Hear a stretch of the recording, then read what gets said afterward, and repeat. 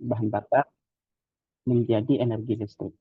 Nah, genset ini yang kita kenal sebenarnya cukup banyak sekali. Yang kita tahu itu mungkin genset rumah, genset rumah yang kita pakai di apa namanya di mesin BPWP itu kapasitasnya kan sangat kecil ya, 5 kVA. Yang tahunya kayak gitu. Nah, ini bensin atau diesel nanti ada perbedaan-perbedaannya. Tapi yang jelas eh, konsep utamanya adalah mengubah dari bahan bakar, berarti minyak ya, menjadi energi listrik. Jadi ada perubahan nih dari bahan bakar itu menjadi energi listrik. Nah, di mana komponen utamanya itu sebenarnya ini ada 2 unit ya. Ada prime mover, penggerak mekanis, dan alternator atau konversi energi mekanik menjadi listrik. Nah, di dalam genset umumnya memang pasti akan ada penggerak mekanik. Nah, di mana penggerak mekanik ini nanti eh,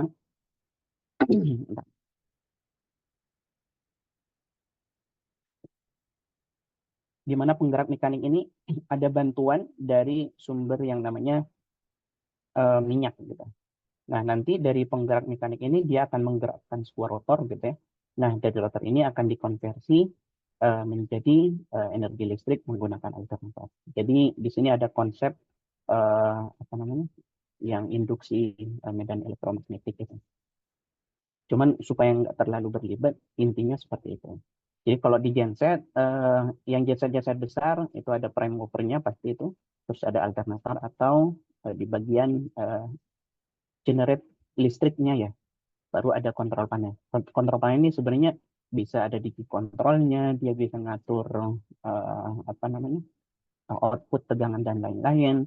Ada juga dia di kontrol untuk mengatur sinkronisasi dan lain-lain gitu ya.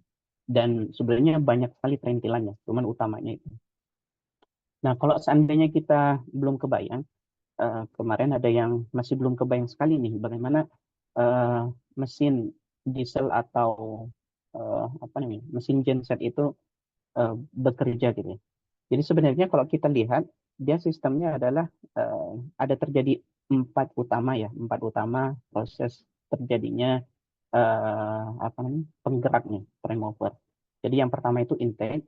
Jadi intake itu kalau kita lihat nih gambar yang kiri, itu ada udara masuk di sini ya, di mana udara masuk ini akan disedot ya. Jadi ada ruang rongga di sini, itu akan disedot. Kemudian di sini ada apa namanya? Jadi yang kedua proses compression. Jadi compression ini dia akan eh, menekan si rongga ini sehingga udara yang ada di rongga ini akan menjadi temperatur yang sangat tinggi. Karena ketika udara ditekan dengan tekanan yang tinggi, itu akan mengubah suhunya menjadi lebih tinggi, gitu ya. Terus kemudian ada yang ketiga itu proses combustion ini. Nah, di mana ini akan terjadi eh, ledakan atau pembakaran ya, sehingga dia apa namanya, menjadikan si rongga ini akan semakin apa namanya ada tekanan lah gitu. Nah, makanya dengan proses yang keempat adalah exhaust. Exhaust ini adalah pembuangan hasil pembakaran tadi. Nah, sebenarnya intinya adalah ini terjadi proses ledakan yang diakibatkan oleh adanya eh, apa namanya campuran atau eh, pembakaran dari minyak atau bahan bakar yang sudah mencapai titik titik suhu tertingginya gitu. Mencapai suhu tertinggi sehingga terjadilah ledakan. Nah, kalau kita lihat di sini kan sistemnya menggunakan engkol. Nah, kalau mesinnya hanya satu, dia mungkin akan lebih lebih pelan ataupun menghasilkan daya torsi yang cukup kecil.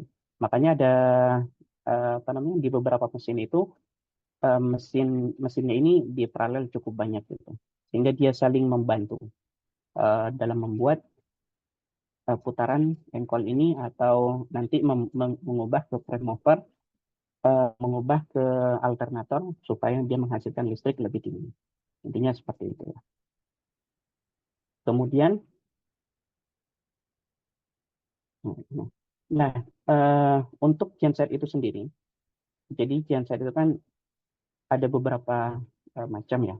Yang pertama itu adalah mesin genset gas, di mana ini bahan bakunya, bahan bakarnya itu menggunakan gas gitu. Itu bisa LPG, liquid petroleum gas, atau CNG, compressed natural gas. Ini sebenarnya intinya sama, cara kerjanya dia melalui 4 tahap ini ya, utamanya gitu. Intake, jadi ada udara masuk, kemudian ada compression, tekanan, kemudian ada combustion ya, jadi dia ada ledakan, baru hasil ledakan atau uap dari hasil ledakan itu dibuang. Nah, di sini akan terulang terus selama supply dari apa namanya, minyak atau bahan bakar ini masih ada gitu. Makanya kalau minyaknya udah nggak ada, ya berarti dia nggak akan terjadi proses pembakaran tadi. Nah, ini akan terus berulang terus. Nah, cuman sekarang yang jadi perbedaan adalah masing-masing diesel, masing-masing genset itu bahan bakarnya beda-beda. Ada yang menggunakan gas, gitu. Jadi ini mesin genset gas. Nah, terus ada juga yang menggunakan diesel atau kita kenal pakai ini ya, eh, solar gitu ya. Nah, mesin gas ini banyak digunakan umum yang sangat mudah ditemukan, tapi kapasitasnya ini cukup besar biasanya. Dari 5 kW ada 5.000 sampai 2 mega atau bahkan lebih. Nah, kenapa umumnya mesin diesel ini menggunakan apa namanya, kapasitasnya sangat besar sekali karena memang bahan bakar diesel itu lebih murah ya, lebih murah untuk dan lebih efektif untuk mesin-mesin besar. Nah, ada juga yang ketiga adalah mesin genset bensin. Nah, ini biasanya kalau genset-genset rumahan itu banyak yang menggunakan bahan bakar bensin ini, dan kapasitasnya biasanya untuk mesin genset bensin ini tidak terlalu besar, jadi nggak ada sampai 1 mega gitu kan. Biasanya kalau udah mega-mega ke atas itu udah pakai diesel. Nah, ini pakai bensin. Nah, biasanya untuk rumah dan termasuk yang kita gunakan nanti ketika untuk apa namanya, training, nanti kita menggunakan yang tipe genset bensin ini. Kemudian ada genset portable. Nah, ini genset yang bisa dibawa kemana-mana ya. Ada juga. Ini hanya pengistilahan saja, tapi secara umum cara kerja genset itu sama. Jadi ada 4 tahap tadi. Terus ada juga mesin genset turbin.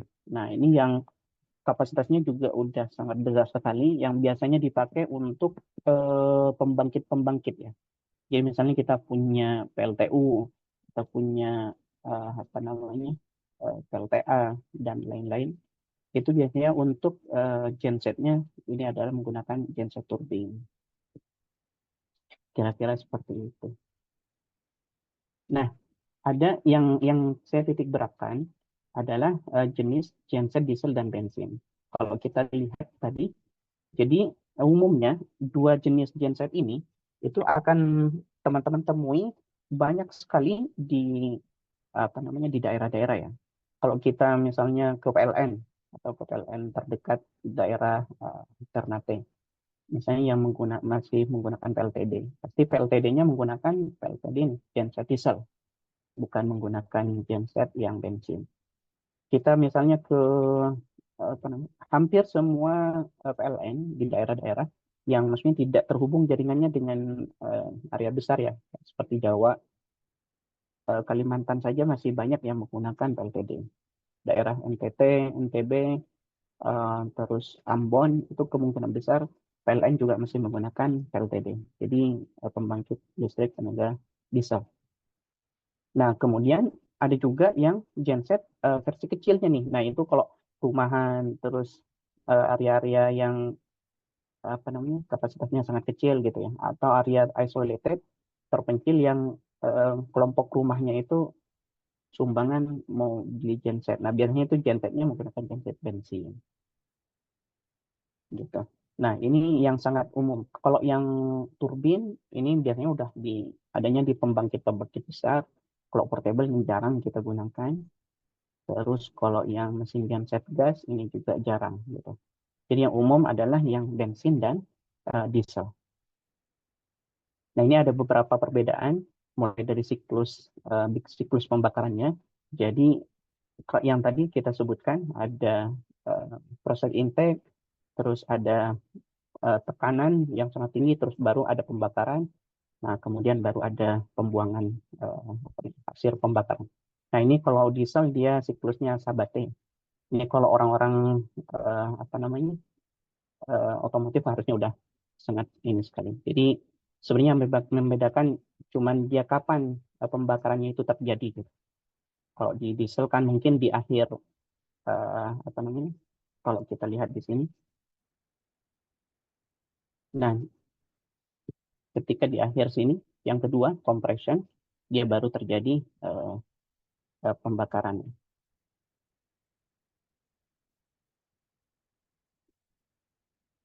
Terus kemudian kalau untuk yang auto dia proses minyak atau ininya di apa namanya dicampur dengan udara terlebih dahulu sebelum dia masuk ke area mesin. Kemudian untuk rasio kompresinya untuk diesel itu lebih besar range-nya di antara 15 sampai 20 bar nih. Terus kalau untuk yang motor bensin atau mesin bensin itu lebih kecil. Terus untuk ruang bakarnya yang diesel ini sedikit lebih rumit daripada bensin. Kemudian pencampuran bahan bakarnya kalau untuk yang diesel itu diinjeksikan di akhir langkah. Yang kalau lihat tadi eh, sebelum kita combustion dia akan diinjeksikan ininya terlebih dahulu tanpa menggunakan percikan busi. Kalau bensin dia harus menggunakan percikan busi ya. Itu sih yang membedakan. Ini karena kenapa dia salah satunya juga menggunakan percikan busi karena dari titik apa namanya titik dia terbakarnya, jadi batas di mana minyak ini bisa terbakar itu suhunya untuk yang diesel ini lebih tinggi. Kemudian bahan bakarnya dia solar, untuk yang diesel getaran suaranya juga lebih besar. Efisiensi panasnya untuk diesel lebih gede. Nah, makanya untuk dan diesel kemungkinan besar juga lebih murah ya dari segi harga minyaknya juga. Gitu sih. Jadi secara umum mungkin teman-teman kalau ada pertanyaan atau ada yang ingin didiskusikan boleh disampaikan ya.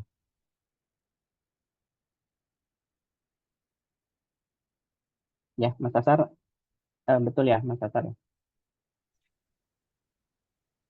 Terkopi Mas Asar. Ya, Selamat pagi, Mas. baik, Ya, Pak. oke. Nah, Pak jadi Saiful, ya, ya izin Pak Zandra. bertanya? Ya, Ya Pak. ini kan kita bicara mesin diesel. Kebetulan saya kadang membawa kendaraan diesel itu. Jadi, apakah benar Pak prinsip di mesin genset itu ada namanya busi pemanas? Kemudian, apakah kita harus menunggu sekitar beberapa menit untuk genset itu biar stabil dulu mesinnya seperti gitu? Apa layaknya seperti mesin mobil diesel gitu, Pak Saiful? Terima kasih. Ya, baik. Ini maksudnya mesin diesel untuk apa Pak yang dibawa Pak? Nggak, maksud saya kan kalau di kendaraan diesel itu kan ada istilahnya busi pemanas busi untuk memanaskan mobil itu. Jadi memang harus tunggu nyala dulu indikator panasnya itu sampai mati baru kita nyalakan. Apakah mesin genset ada istilah seperti itu, dia sebelum di starter langsung nyala apa nunggu lagi gitu? Kan ada waktunya untuk jedanya untuk biar dia panas dulu gitu genset mesin diesel ini, Pak Saiful. Kalau di genset gimana gitu maksud saya?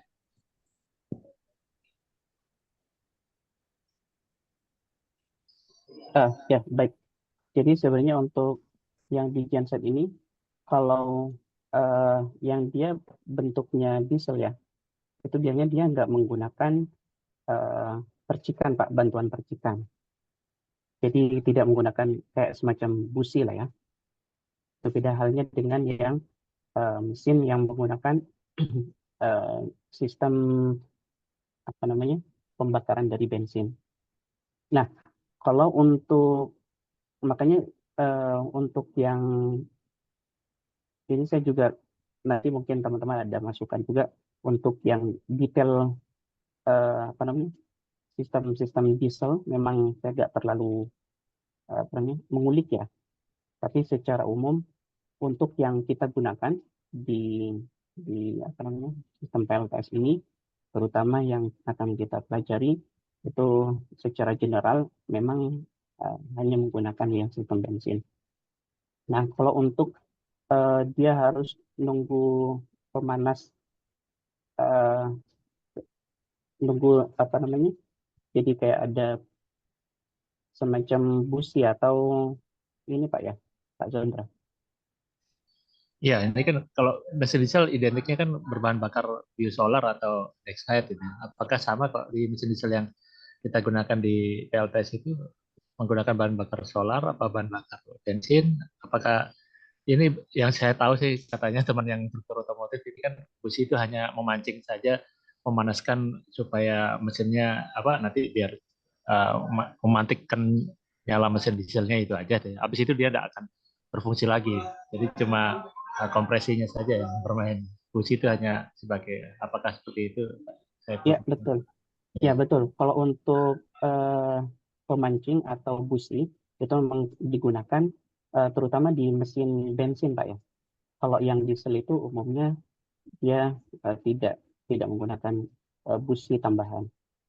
Nah, jadi untuk yang mesin bensin, misalnya contoh yang kita akan gunakan tipe yang ini ya. Jadi yang ini ada tambahan businya ya biasanya. Nah, di mana busi ini dia digunakan untuk melakukan percikan eh,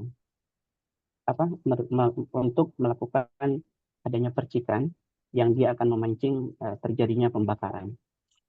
Nah, biasanya di sini eh, ketika proses ini nanti, makanya kalau yang ini kan sistemnya diesel.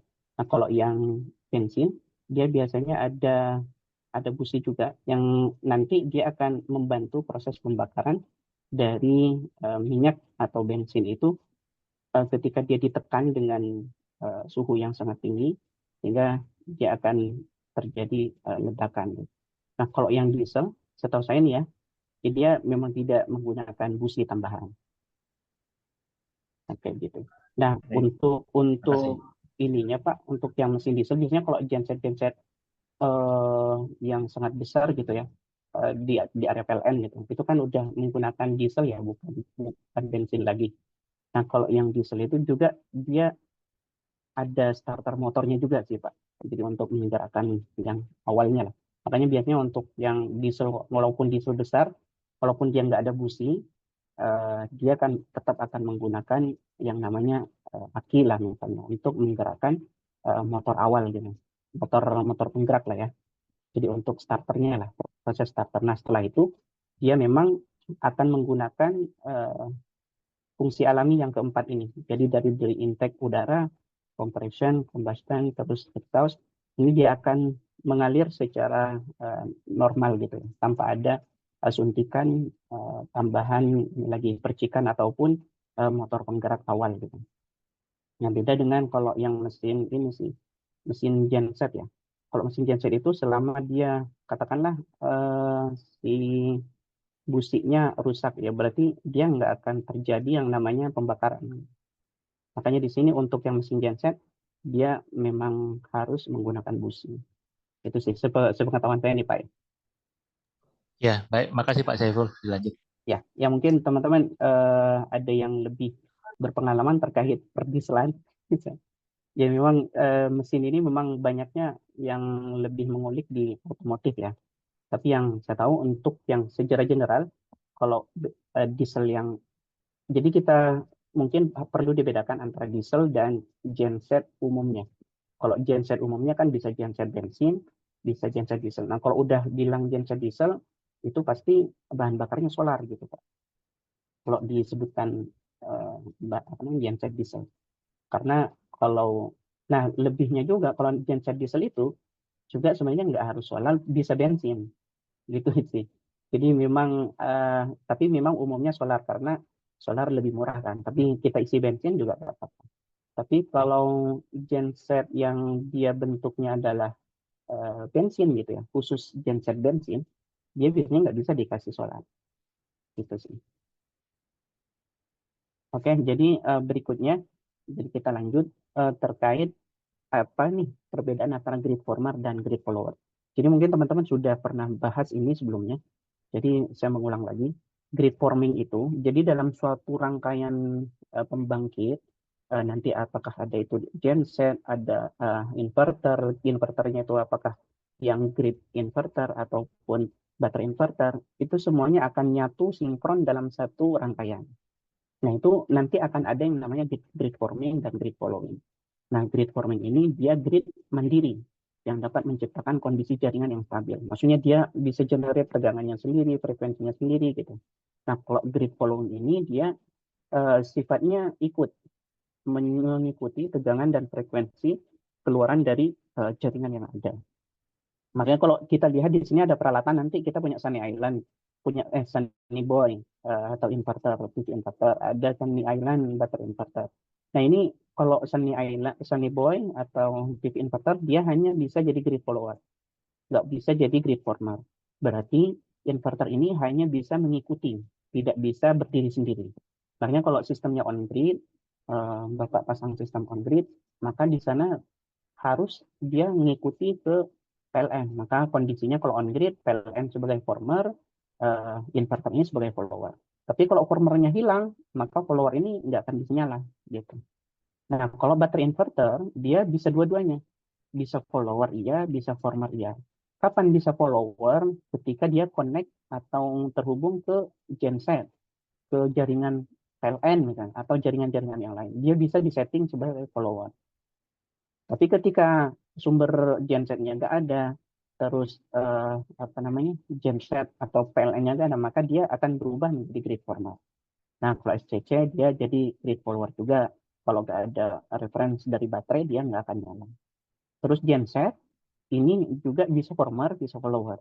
Makanya kalau kita apa namanya ada pembangkit LTD gitu ya, itu ada beberapa diesel, pasti satu yang jadi jadi former, jadi apa namanya jadi pembangkit yang generate tegangan utama gitu.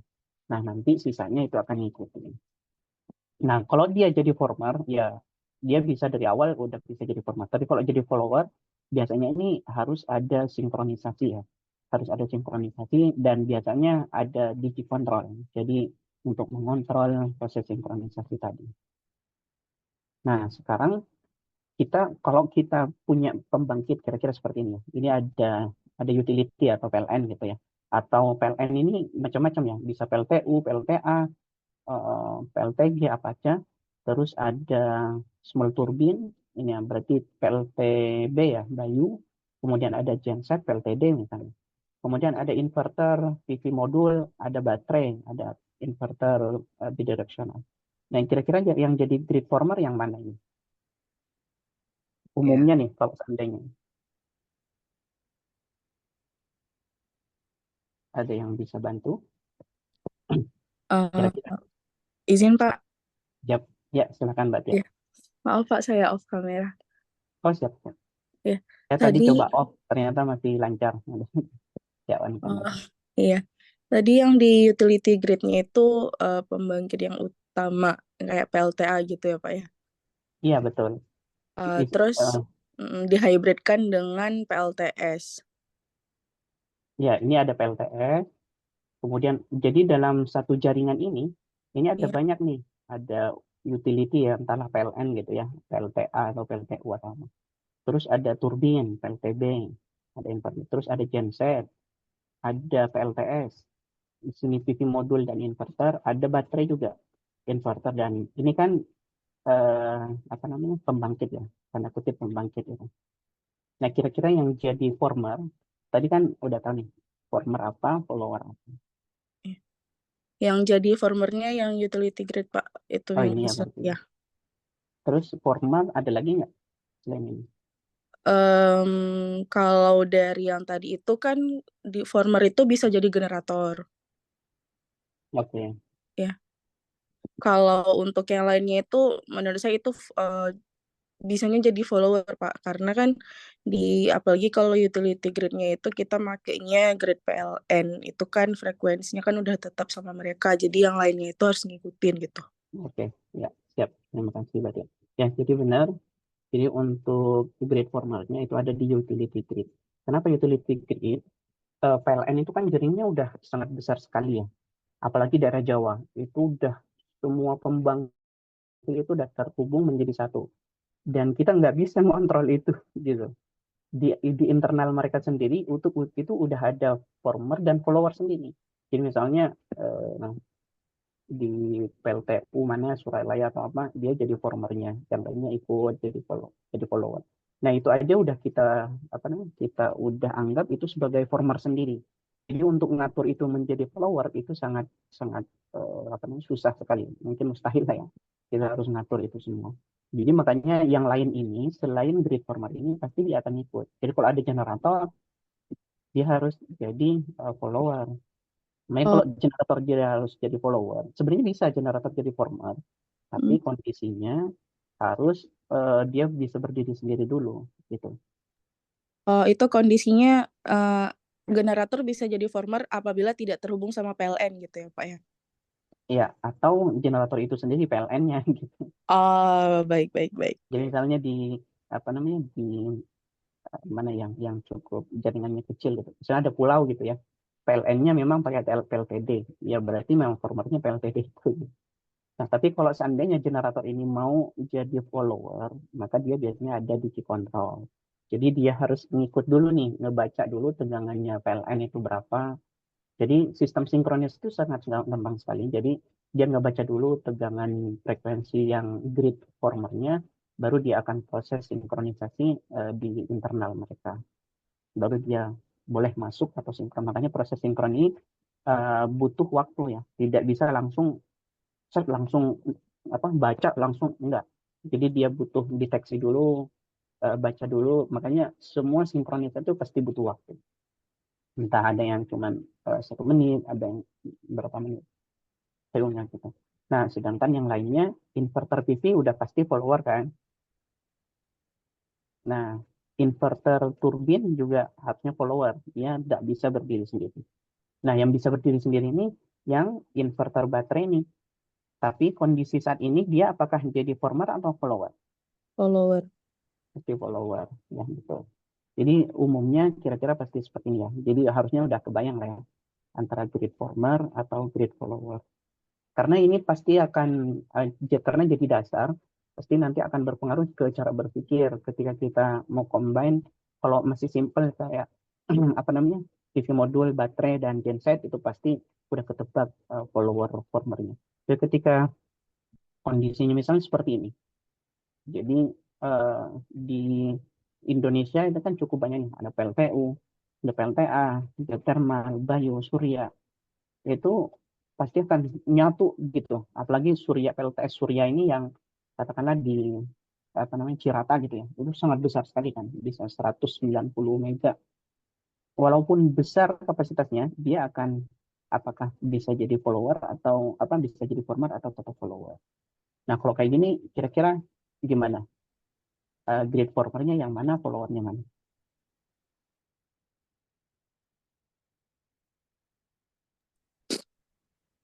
Kalau misalnya formernya itu kita anggap yang kapasitasnya paling besar, bisa nggak, Pak? Kapasitas former paling besar. Oke, itu ya baik. Jadi sebenarnya grid former ini dia biasanya dipilih yang ininya paling stabil ya. Jadi paling stabil. Sebenarnya di PLN itu tidak sesimpel yang kita bahas sekarang. Jadi satu former, yang lain follower gitu. Enggak. Jadi di sistem PLN itu memang udah terhubung smart grid ya. Jadi antar pembangkit itu udah sangat ini sekali. Makanya ketika ada satu pembangkit yang hilang, dia pasti akan segera proses yang namanya pasti ngaruh ya ke pembangkit yang lain, itu pasti ngaruh karena nanti berkaitan sama kontingensi. Jadi ketika beban pembangkit itu hilang, kan beban pasti akan tetap ya, dan itu akan ngaruh ke fluktuasi frekuensinya ataupun tegangan. Nah, untuk former itu biasanya memang dipilih yang paling stabil dan kapasitasnya besar, itu betul. Tapi nanti untuk pembagiannya memang ada yang digunakan di base load. Nah, makanya beberapa beban itu akan digunakan di base load. Contoh, base load itu maksudnya gini, ada beban itu naik turun kan. Katakanlah siang hari itu umumnya turun misalnya. Tapi ketika udah mendekati sore ke malam itu beban puncak tuh. Nah, beban base load itu, pembangkit yang digunakan base load itu biasanya pembangkit yang lebih stabil dan dia proses mati dan menyalakannya itu sangat lama sekali. Makanya di sini biasanya dipakainya itu yang untuk base load itu PLTA. Karena sekali PLTA itu nge-trip untuk mengenerate lagi dan dia bisa berfungsi sebagaimana semula, itu akan sangat-sangat lama sekali. Bisa 4 jam. Jadi bayangin kalau nge-trip harus nunggu 4 jam, itu akan komplainnya sangat banyak sekali. Makanya PLTA itu akan dijaga di bagian base load ya. Jadi untuk menyuplai beban. Jadi base load itu baik dalam kondisi beban puncak atau tidak beban puncak, itu akan digunakan sebagai penyuplai. Nah, kalau yang lainnya itu masih lebih cepat ya secara ini. PLTG, apalagi PLTS sama PLTB itu fluktuasinya sangat besar sekali, akan sangat ngikutin lah gitu. Makanya di sini untuk grade formernya itu bisa menggunakan yang PLTA ataupun PLTU ini. Tapi kebanyakan sih kemungkinan besar di PLTA ini. Karena dia main di base load. Artinya base load itu ketika kondisi beban sangat kecil sekali, dia tetap menyala gitu. Kalau yang lainnya ketika beban sangat kecil kan sayang nih kalau semua pembangkit dinyalain, pasti over supply kan. Nah, itu biasanya dimatiin katakanlah gitu. Kita misalnya punya pembangkit banyak, tapi ketika siang hari sangat kecil sekali bebannya, pasti akan dimatiin kan. Nggak mungkin pembangkitnya semuanya dinyalain. Nah, yang dimatiin itu biasanya yang grid follower. Nah, yang nggak dimatiin itu biasanya grid former. Nah, gitu ya. Eh, Pak, Nangkep nggak? ya, jadi yang saya Ya. tangkap berarti kita make formernya itu PLTA.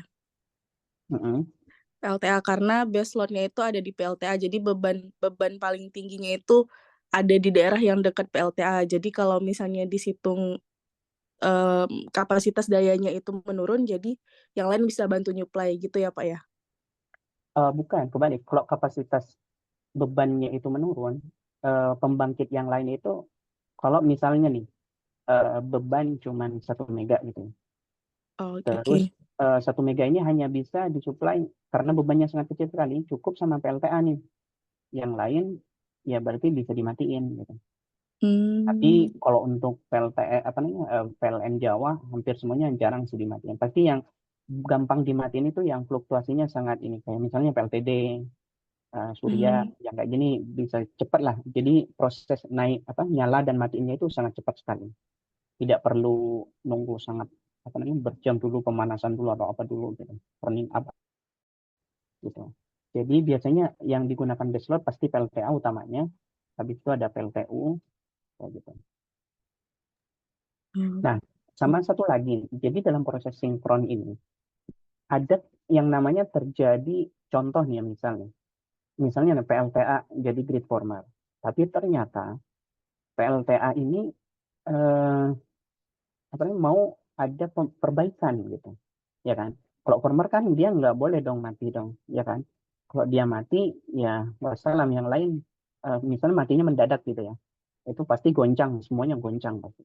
Nah, makanya dalam sistem kelistrikan itu, ketika terjadi proses peralihan grid former ke grid follower atau sebaliknya, itu bisa dilakukan tanpa adanya kedip,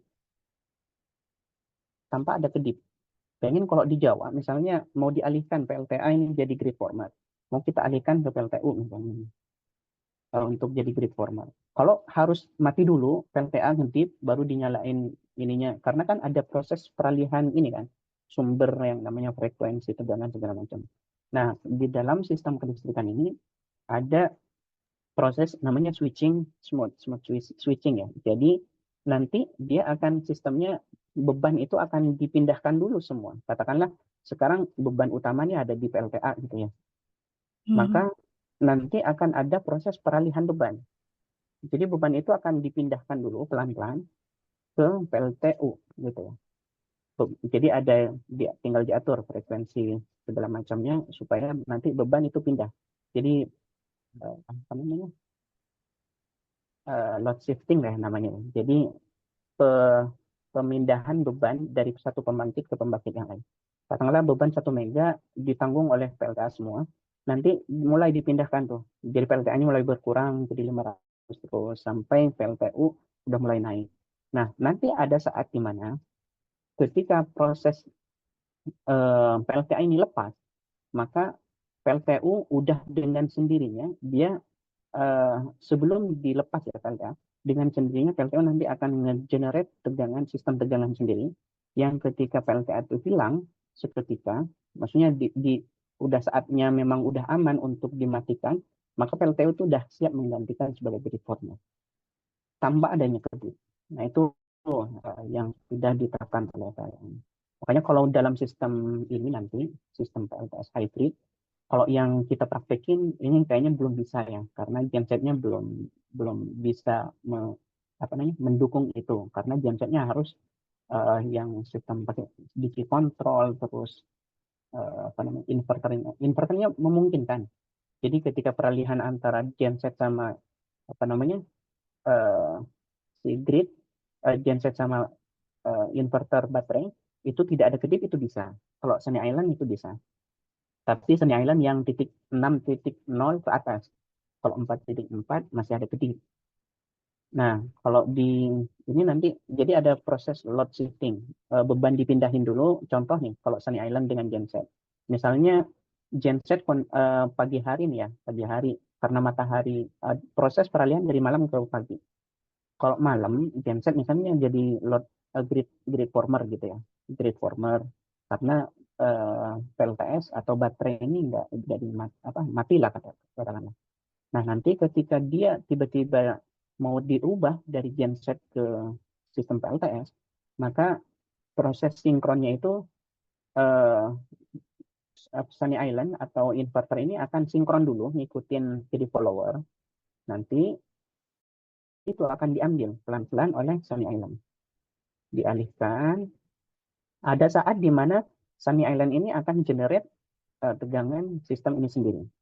Nah, proses ini nanti akan mengamankan ketika genset ini bisa untuk di-off-kan. Kira-kira gitu. Tanpa mengubah tanpa adanya kedip. Itu nanti bisa kayak gitu. Makanya untuk sistem hybrid PLTS yang udah skalanya besar sekali, yang skema operasinya ada potensi genset mati ataupun PLTS itu mati, itu biasanya terjadi proses load shifting kayak gitu. Jadi beban dipindahin dulu pelan-pelan, nanti genset baru dimatiin. Sama halnya ketika sore ke malam. Siang nih kan PLTS nih, udah nyuplai beban gitu ya, dia jadi grid former. Tiba-tiba malam genset sinkron. Nah, ketika proses sinkron itu ada ada peralihan beban dari PLTS ke genset. Nah, nanti terjadi juga dua grid former yang bersamaan, tapi mungkin tidak tabrakan. Tanda kutip dua grid former yang bersamaan. Maka terjadi yang namanya proses peralihan dari PLTS ketika udah dianggap gensetnya udah bisa mampu nih menahan beban, maka dilepaslah PLTS itu. Baru dia akan disuplai oleh genset. Jadi umumnya kayak gitu sih. Cuman memang ada beberapa yang tidak menerapkan seperti itu. Jadi former ya udahlah genset aja, makanya ada pembangkit hybrid yang dieselnya jadi former terus. Makanya main nanti dieselnya itu karena dieselnya itu main di former terus, berarti harus menyuplai terus diesel. Jadi main dia dari load minimum, diesel kan harus ada load minimumnya ya. Katakanlah 100 kVA, berarti 25 kW lah atau 30 kW, dia wajib supply. Nah, sisanya baru dari PLTS. Begitu. Nah, nanti dia akan main sendiri apakah PLTS ini akan diutamakan terlebih dahulu. Kalau nggak cukup, berarti dieselnya naik. Kalau ternyata, katakan nih, beban cuman 70 kW gitu ya. Kalau 70 kW, gensetnya 100 kVA, berarti mau nggak mau 25 kW itu harus disuplai oleh genset. Berarti sisanya sekitar 45 kW itu hanya disuplai oleh PLTS. Kalau PLTS-nya terlalu over, ya berarti PLTS-nya nanti akan dikartil atau dipotong gitu. Nah itu akan sangat rugi ya. Karena di sini posisinya beban demand-nya kurang. Sedangkan PLTS-nya nih ada potensi besar, tapi dikurtel karena bebannya kecil. Dan genset nggak bisa dimatiin. Jadi kalau bebannya sangat tinggi, katakanlah bebannya jadi 200, PLTS-nya cuma 100 gitu. Berarti kan 170 tadi. Apa ya, 200. Nah, PLTS-nya cuma 100, berarti 100-nya ini akan disuplai oleh genset nanti. Jadi pembebanan gensetnya akan menaik dengan sendirinya. Kayak gitu. Itu ada yang bingung nggak? Tadi ada Mas Asar raise hand mau nanya, Mas Saiful. Oh, nggak. Ya. Ya, Mas Ashar. Mas Ashar kayaknya Baik, terima kasih Mas Saiful. ya gimana? Ya, tadi mau cuma nanya tadi kan sempat ditampilkan tuh yang apalagi namanya inverter yang Vitron ya. Saya lihat dia bisa jadi follower juga, tapi mungkin yang bukan punya yang kita di sini Mas ya. Karena yang punya kita kan yang 20500 tuh. Kalau yang ini saya Oke. lebih besar. Mungkin yang tipe lain yang bisa menjadi grid follower tipe yang lebih besar. Tapi kalau yang punya kita, apakah itu bisa juga atau gimana Mas? Iya, sama. Semua Oh, sama. SCC di sini ya. Semua Ya, SCC. Ini saya ada SCC dan inverter tuh beda Mas Ashar. Kalau ya, SCC dia solar charge controller kan. Dia inputnya dari DC, dari PV. Dia sebenarnya mengontrol tegangan ya. Mengontrol tegangan terutama supaya si tegangan yang masuk ke baterai itu normal. Kayak gitu. PV kan tegangannya fluktuasi tuh dari 90, 100, 150, 200, tiba-tiba naik 400, macam-macam lah. Sedangkan baterai itu still, katakanlah sistemnya 12 volt ya yang kita gunakan. Maka SCC itu akan ngubah itu aja. Jadi DC-DC kontrol ya. Nah, dia nggak akan bisa nyala kalau tidak ada sumber dari baterainya.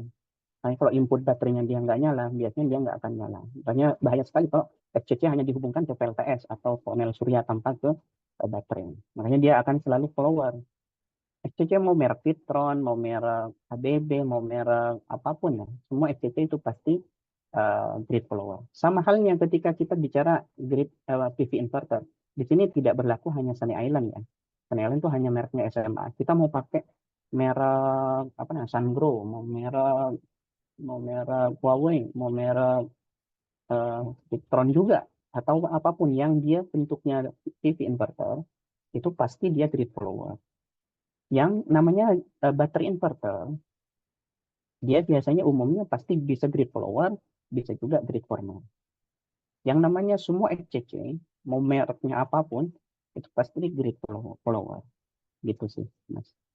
Jadi ini kita jangan sampai membatasi ke brand ya. ya, ya. Takutnya nanti kok Victron bisa, yang apa namanya, yang lain nggak bisa. Nggak kayak gitu. Pokoknya konsepnya sama pasti. Semua FCC pasti sama.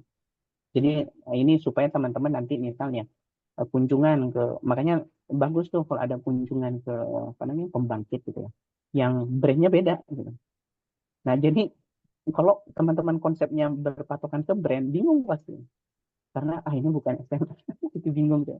Tapi kalau udah tahu prinsipnya adalah SCC, udah pasti sama. Cuman brand aja, bungkusnya aja beda, isinya pasti sama. Itu berarti kemungkinan besar udah gampang lah memahami. Untuk ngecek lah misalnya teman-teman harus troubleshoot gitu ya. Ada on grid ya kayak kemarin ya, yang di mana tuh di Ternate ya. Itu bagus tuh. Ternyata dia pakai hybrid inverter tuh. Jadi kalau hybrid inverter nanti sebenarnya dia ada SCC, ada inverter, cuman dalam satu packaging gitu. Ya, di dalamnya itu dua, makanya dia serba ini ya, serba bisa gitu. Mau dalam kondisi on grid bisa, maksudnya terhubung ke PLN, mau terhubung ke apa namanya, ke genset bisa, mau nggak ada genset, nggak ada PLN bisa. Dan itu unik gitu. Cuman memang kelemahannya karena satu alat rusak sedikit, koneksinya udah selesai semua gitu. Gitu sih. Tapi inti ininya saya nggak menekankan hanya ke satu brand. Itu Mas Asa. Oh, oke, makasih Pak. Tadi karena pemahaman saya kira kalau kita berbicara grid former follower berarti kita berbicara di sisi AC. Berarti Oh, ya saya ininya di situ Pak. oh ya termasuk itu juga AC ataupun DC. Jadi intinya eh, Ya sebenarnya umumnya di sisi AC ya, Ya, betul. karena jaringan, cuman ini kan kita membahas secara keseluruhan, follower itu dia ngikut gitu ya, Oke, dia oke, hanya sip. ngikut. Kalau karena FCC ini dia mainnya cuman di sistem DC, jadi memang umumnya kita menggunakan istilah grid forming dan grid following ini memang di sisi AC sebetulnya gitu sih Mas. Ya. Dan ya SCC memang tidak bisa dikatakan grid secara utuh ya, karena dia secara tidak langsung nggak bisa menyuplai beban AC, tapi beban DC bisa. Jadi misalnya Mas Asar punya TV, SCC, baterai, dan punya lampu DC. Nah itu bisa. Tapi lampu DC itu nggak nyala kalau nggak ada si apa namanya, SCC ini misalnya dari TV, SCC langsung ke lampu gitu. Itu nggak bisa. Dia nggak bisa beroperasi. Gitu. Ya, terima kasih. Jadi itu ya masukan betul sekali. Jadi grid former follower ini memang umumnya digunakan untuk sistem AC. Ya. Tapi saya menitik beratkan follower itu dia mengikuti, tidak bisa generate sendiri lah untuk memudahkan. Ini kita masih sangat banyak sekali, jadi saya lanjut dulu ya. Nah, ini sebenarnya mungkin yang apa namanya? Jadi kita mengenal istilah proses sinkron. Ini sebenarnya kuncinya ada di sini ya. Jadi syarat sinkron itu kita udah tahu semua, ada urutan fasa, ada tegangan, ada frekuensi, sudut fasa. Keempat-empatnya ini harus sama. Kalau misalnya former ini kan yang nge-generate pasti former kan. Kalau kita katakanlah ada PLTS tiba-tiba mau dikonekin ke genset, walaupun gensetnya dinyalain belakangan, itu formernya tetap genset. Maka nanti ketika terjadi misalnya kita nyalain PLTS nih udah running, dia kan former tuh kalau nggak ada genset. Kita nyalain Sunny Island, dan nyalain inverter dan lain-lain, dia udah jadi former duluan. Tapi ketika kita nyalain genset belakangan, genset juga jadi former. Tapi ketika dia disinkron, maka PLTS atau Sunny Island PLTS ini dia akan merubah menjadi follower gitu. Nah, di sini kalau kita lihat ada sebenarnya yang namanya apa namanya? Jadi sinus yang kayak gini. Terus ini ada kita yang bagian sini ini apa namanya? Tegangan ya. Jadi magnitud ini kita sebut dengan tegangan. Kalau ada kurva kayak gini. Nah, satu siklus ini kita sebut dengan frekuensi. Gitu. Contoh kalau yang ini yang merah, kurva merah. Jadi satu naik dan satu turun sampai ke titik yang sama itu disebut satu frekuensi. Kalau sudut fasa itu perbedaan antara ini. Jadi kalau di sini kan dia ada kayak gap ya. Dia turun lembahnya di sini, yang biru di sini. Perbedaan ini disebut dengan sudut fasa. Makanya kalau ada perbedaan kayak gini, udah magnitudenya beda, tegangannya kan beda nih. Yang ini 160, yang satunya 300. Ini udah nggak mungkin sinkron. Di sini frekuensinya juga beda nih, pasti nggak sinkron. Sudut fasa juga beda, pasti nggak sinkron. Gitu. Dan kalau untuk urutan fasa, biasanya nih kita gunakan untuk sinkronisasi 3 fase. Karena kalau satu fase, dia kan nggak membentuk sudut ya. Jadi kalau 3 fase, dia membentuk sudut 120 derajat. Gitu.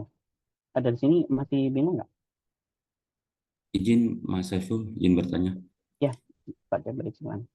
Mas Saiful, terkait dengan urutan fasa dan tegangan dan frekuensi, ini kan yang paling penting besok di awal waktu kita akan men-setting. Pertama yang perlu kita perhatikan adalah dari genset, kemudian baru kita lihat yang di PLTS yang sudah kita on kan.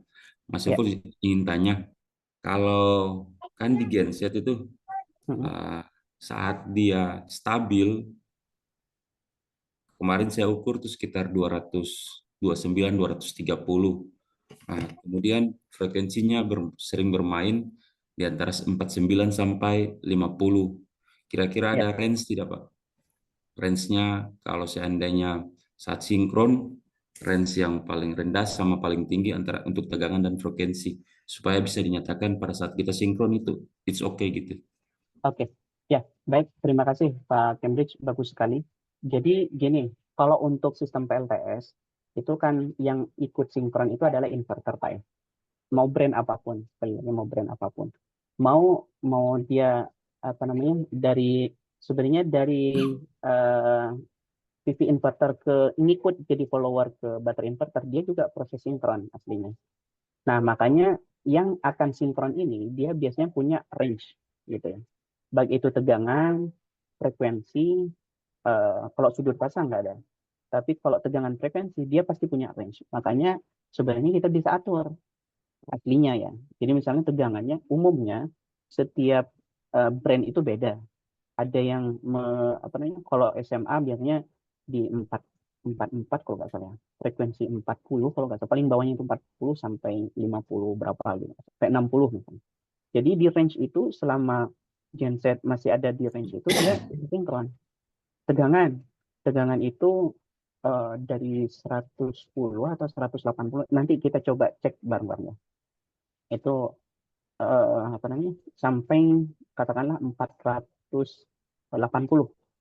Kalau tegangan fasa kan dia kan mainnya di 380 sampai 400 ya. Nah, range-nya ini sangat tinggi sekali sehingga ketika dia ngedetect yang masih di dalam range itu pasti masih bisa sinkron. Makanya bagusnya inverter kayak gitu Pak. Jadi dia nggak dipatok harus di 50 Hz dan 220 gitu. Kalau di situ banyak sistem PLN nggak sinkron karena ya gensetnya udah jelek gitu. Tapi ada tergantung inverternya Pak ya. Ada inverter yang saya coba yang grow watt itu pernah saya coba sinkronkan dengan genset ya. Kita pernah coba waktu itu di Kalimantan.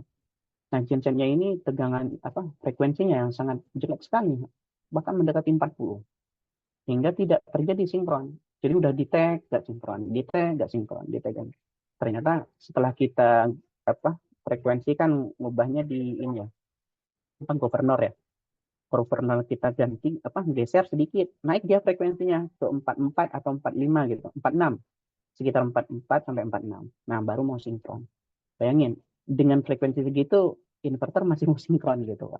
Jadi harusnya tidak masalah sih. Tapi kalau tidak bisa sinkron-sinkron, mungkin ada satu dan lain hal yang lain. Gitu sih, Pak Cambridge, operator kopi, Pak. Ya, Pak Saiful izin, bertanya lagi. Kalau yang governor kemarin itu yang untuk setelan gasnya itu ya, Pak? Ya, supaya tegangannya bisa untuk disesuaikan itu kan pas saat kita nyetel gasnya biar outputnya tegangannya sesuai dengan kehendaki gitu. Ya, bisa dicek. Yang jelas sih kalau governor itu sebenarnya kalau yang kapasitas kecil itu governor mungkin nggak ada ya kali ya. Tapi yang jelas kalau diatur gasnya lebih tinggi dan putarannya makin kencang, pasti kan putarannya makin kencang kan. Kalau putaran makin kencang, dia biasanya frekuensinya lebih bagus.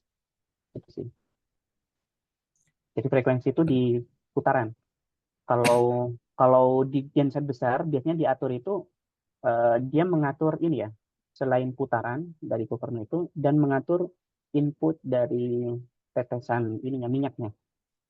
Jadi semakin diperbesar tetesan minyaknya, dia akan ledakannya makin besar kan. Dia mengubah putaran engkolnya itu atau si rotor untuk alternatornya dia lebih kencang gitu. Kayak gitu. Itu salah satunya. Jadi, nanti bisa dicek lah kalau tandanya. Saya belum nyoba ngukur persis sih. Kalau itu misalnya gasnya dikecilin, tegangannya harusnya memang menurun sih. Jadi kalau dikencangin dia akan normal. Gitu. Ya, ada lagi, Mas? Ada Pak Saiful izin lagi, mohon maaf. Ya, siap. Kalau seandainya pada saat ini karena riskan sekali pada saat kita sudah mencoba, saat sudah stabil frekuensi sama tegangan, lalu sudah on, sudah sinkron, tiba-tiba yang terjadi saat itu misalkan pada saat genset itu dia minyaknya tuh mendekati habis tanpa kita ketahui dan pasti tegangannya drop langsung. Akhirnya yang tadi itu dia akan lepas secara otomatis karena dia tadi menjadi grid former, dia akan lepas secara otomatis gitu atau gimana Pak? Ya, baik, bagus sekali.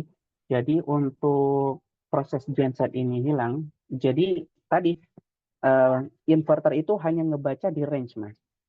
Kalau seandainya dia terbacanya di luar range, katakanlah nih genset beroperasi normal, tapi tiba-tiba karena minyaknya mau habis, tiba tersendat, otomatis kan frekuensinya turun.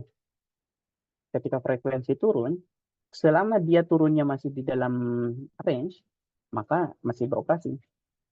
Kalau dia udah di luar range, katakanlah frekuensinya udah jeblok ke 39 atau berapa, ya otomatis dia akan lepas dengan sendirinya, dan Sunny Island dia akan merubah menjadi grid format. Cuman jangan kaget kalau yang kita uji coba ini, ketika genset kita matikan, pasti semua ngetrip. Karena tadi saya bilang, untuk yang inverter Sunny Island 4.4, kita kan pakainya 4.4 ya. Itu ketika proses switching dari genset ke Sunny Island, itu terjadi trip. Beda kalau kita menggunakan yang Sunny Island 6.0 atau 8.0. Gitu sih. Maksudnya nggak usah khawatir, umumnya nggak ngetrip gitu. Makanya ketika genset tiba-tiba hilang, dia VLTS-nya mati sebentar, tapi nyala lagi otomatis. Gitu, Mas Cambridge.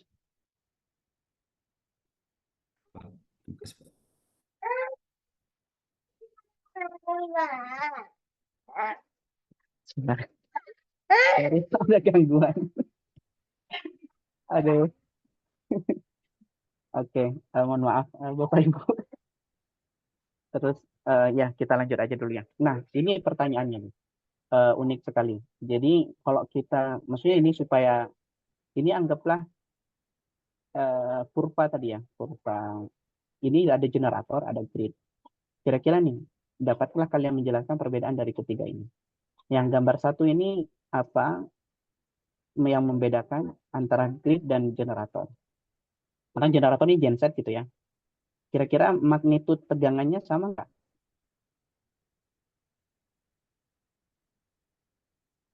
Magnitudnya kalau melihat dari sepintas. Sama Bang, Pak Ipul. Sama ya. Oke. Kalau frekuensinya sama nggak? Frekuensi beda sedikit ya. Nah, frekuensi itu apa tadi? Ingat, frekuensi itu jarak dari lembah Jarak ya. ke lembah atau gunung ke gunung. Ini besarannya itu sama atau tidak? Kalau frekuensi berarti lebar. Dari sini ke sini, apakah lebarnya sama dari sini ke sini? Sama-sama. Sama, berarti Sama. frekuensi saja. Yang membedakan apa? Gesernya kan? Sudut Geser itu sudut, berarti betul. Jadi sudut atau ya sudut fasanya yang beda. Jadi yang ini dengan yang ini membentuk perbedaan lembah atau gunung. Yang itu berakibat yang namanya sudut fasa. Nah, kalau sudut fasanya ini beda, kira-kira terjadi sinkron nggak? Enggak kan? Nah, oke, berarti yang ini frekuensi sama tapi sudut fasanya beda. Nah, yang gambar kedua, antara grid dan generator. frekuensinya yang beda. Oke, betul. Kalau ininya sama nggak? Tegangannya sama nggak? Tegangan beda. Tegangan yang mana tegangan? Yang Tegangan nih dari bawah ke atas dari atau tengah ke atas. Iya. Jadi tinggi ini sama tinggi ini kira-kira sama atau enggak? Sama. Jadi tegangan itu ini ya, tinggi lembah atau dalamnya lembahnya. Dari atas ke bawah yang sama, tegangannya sama. Tapi frekuensinya sama atau beda tadi? frekuensinya Frekuensinya beda. Beda. Frekuensi beda. Kalau sudut pasangnya beda atau sama? Sudut fasa dia karena frekuensi beda. Pasti sedikit berbeda sudut fasanya. Beda. Karena ujung gunung ini sama ini beda. Dan ini startnya juga udah beda. Yang ini naik ke atas, yang ini naik ke bawah. Ada yang Jadi lagging. ini pasti nggak sinkron. Ini frekuensi grid, frekuensi ini ya, gridnya nih, dia lebih pendek, lebih menyempit daripada frekuensi generator.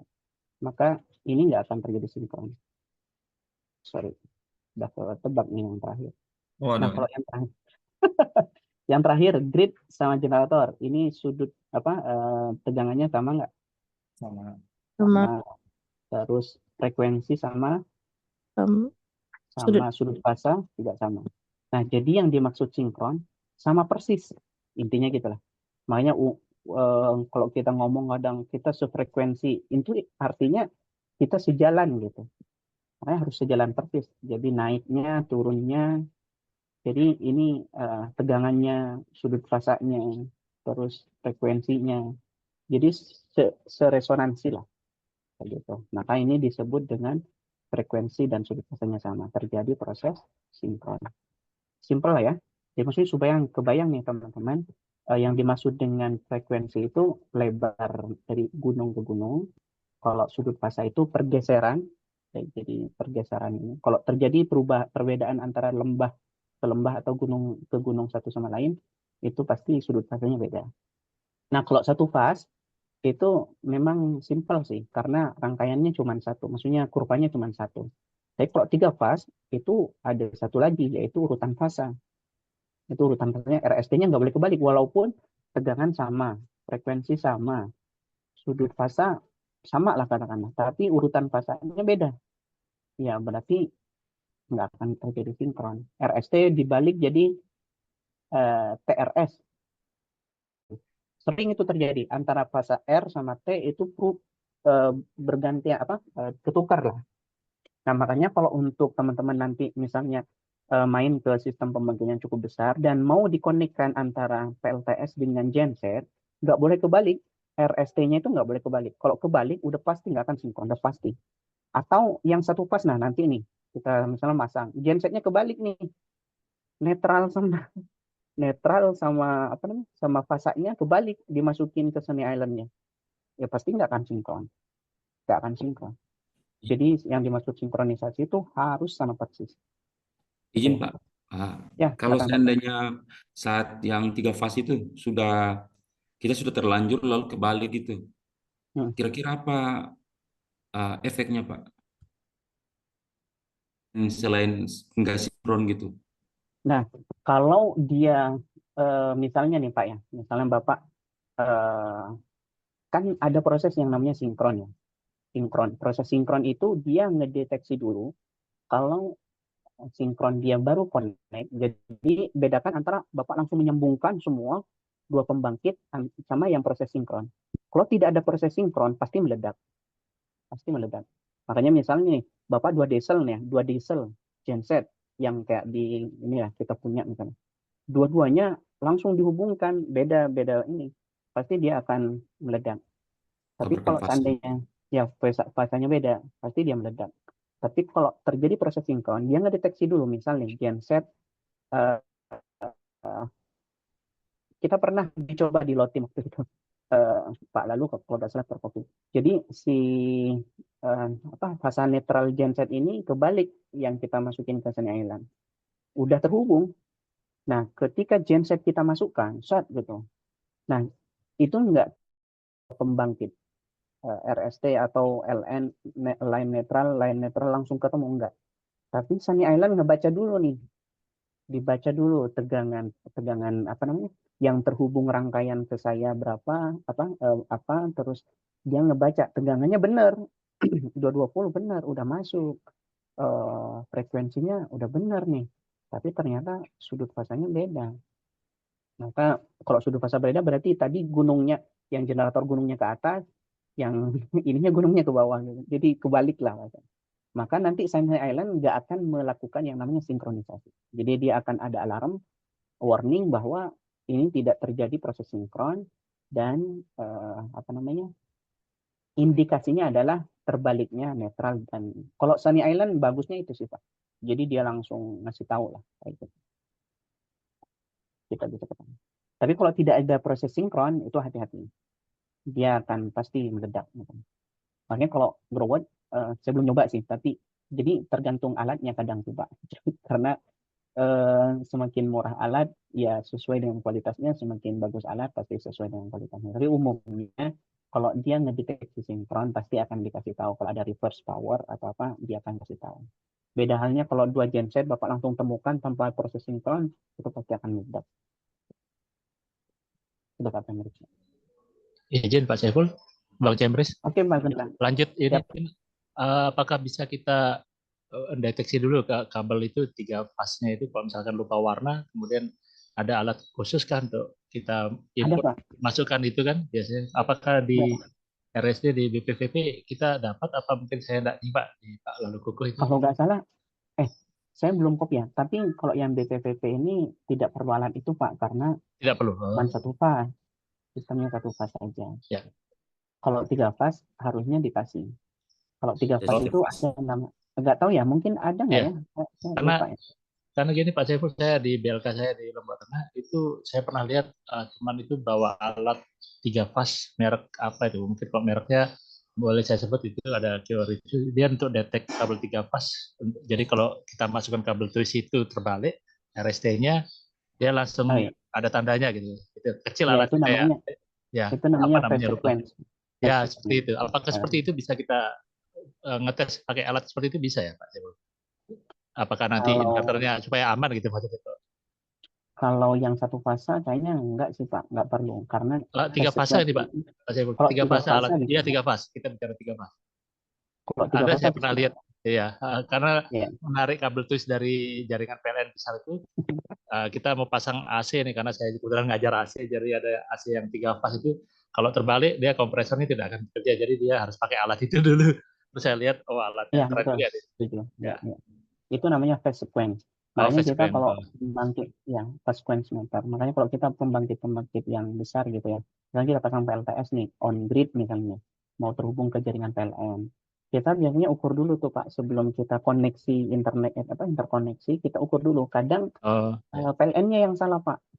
Jadi Ya. PLN salah, kalau nggak disinkronkan dengan apapun itu berfungsi Pak. Misalnya Bapak di kantor Lotim, PLN-nya kebalik dia, R sama T-nya Ya. kebalik. Ya. Dia karena tidak terjadi sinkron dengan apapun, dia menyala, beban normal aja, kayak nggak ada apa-apa gitu. Cuman memang sudut fasanya beda kalau kita ukur. Nah, Sudut kalau kita fasanya, misalnya, misalnya PLN-nya kebalik nih, terus kita mau sinkron dengan PLTS. Nah, kita asal pasang aja, itu pasti nggak ya. akan sinkron. Makanya kalau kita biasanya diukur dulu, ketika mau interkoneksi Pak ya terutama. Ya. Karena kalau udah pasti harus dicabut dulu gitu. Ketika Ya. kita terkoneksi, kita ukur dulu urutan fasanya. Oh, udah benar.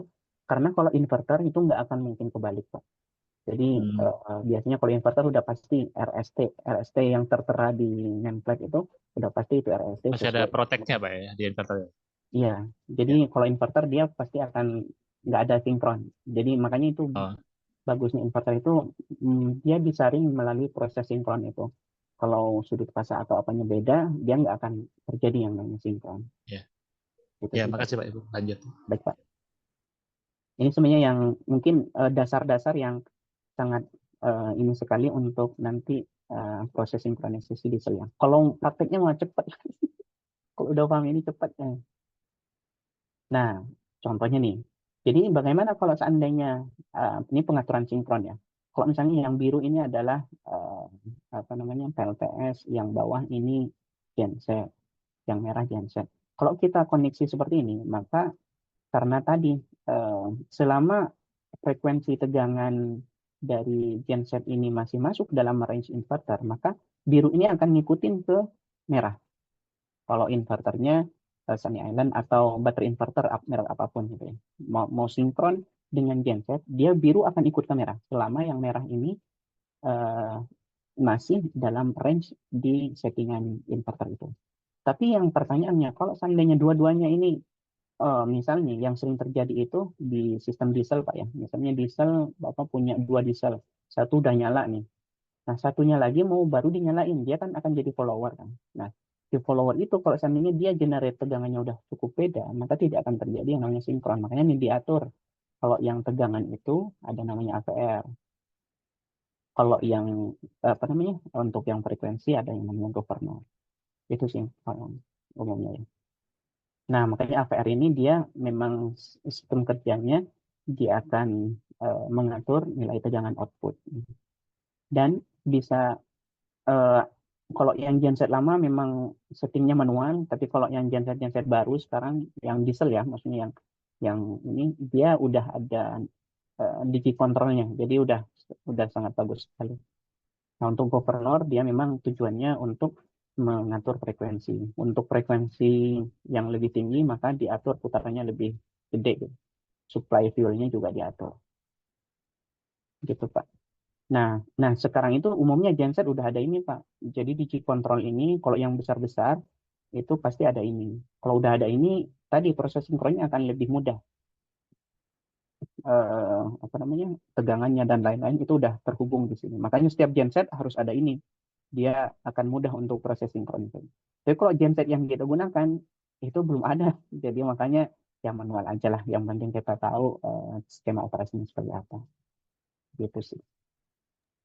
Yang penting Nah, nanti Pak, Mas Saiful, yang penting bisa nyalakan relay atau apa nanti. Itu kan sama aja sensingan aja kan ke disk silent-nya misalkan. Yang penting nanti kan outputnya kita bisa nyalakan relay kah atau apa dari ya, keluaran Sunny Island-nya gitu. oke. Nah, ini kita udah mulai masuk ke Sunny Island. Oh, sorry nih, agak agak agak lama. Jadi kita udah mulai masuk nih ke Sunny Island. Jadi di Sunny Island ini karena yang sangat urgent sekali yang Sunny Island ya, yang banyak pertanyaan. Kalau yang Growwood atau DC Couple itu sangat simpel sekali, Pak. Bahkan kita nggak perlu ngatur peraturan apa. Kalau saya bilang kita nggak ngubah parameter sama sekali. Karena waktu itu saya juga udah konsultasi ke pihak Growwood dan mereka tidak mengizinkan. Kecuali memang ada urgent dan itu ada jalur khusus lah. Jadi tidak dibuka, di open untuk gampang diubah. Gitu sih. Biasanya yang kayak gitu untuk menjaga apa namanya kehandalan peralatan. Karena kalau parameter-parameter yang itu sangat sensitif dan gampang diubah, itu akan cepat merusak peralatan.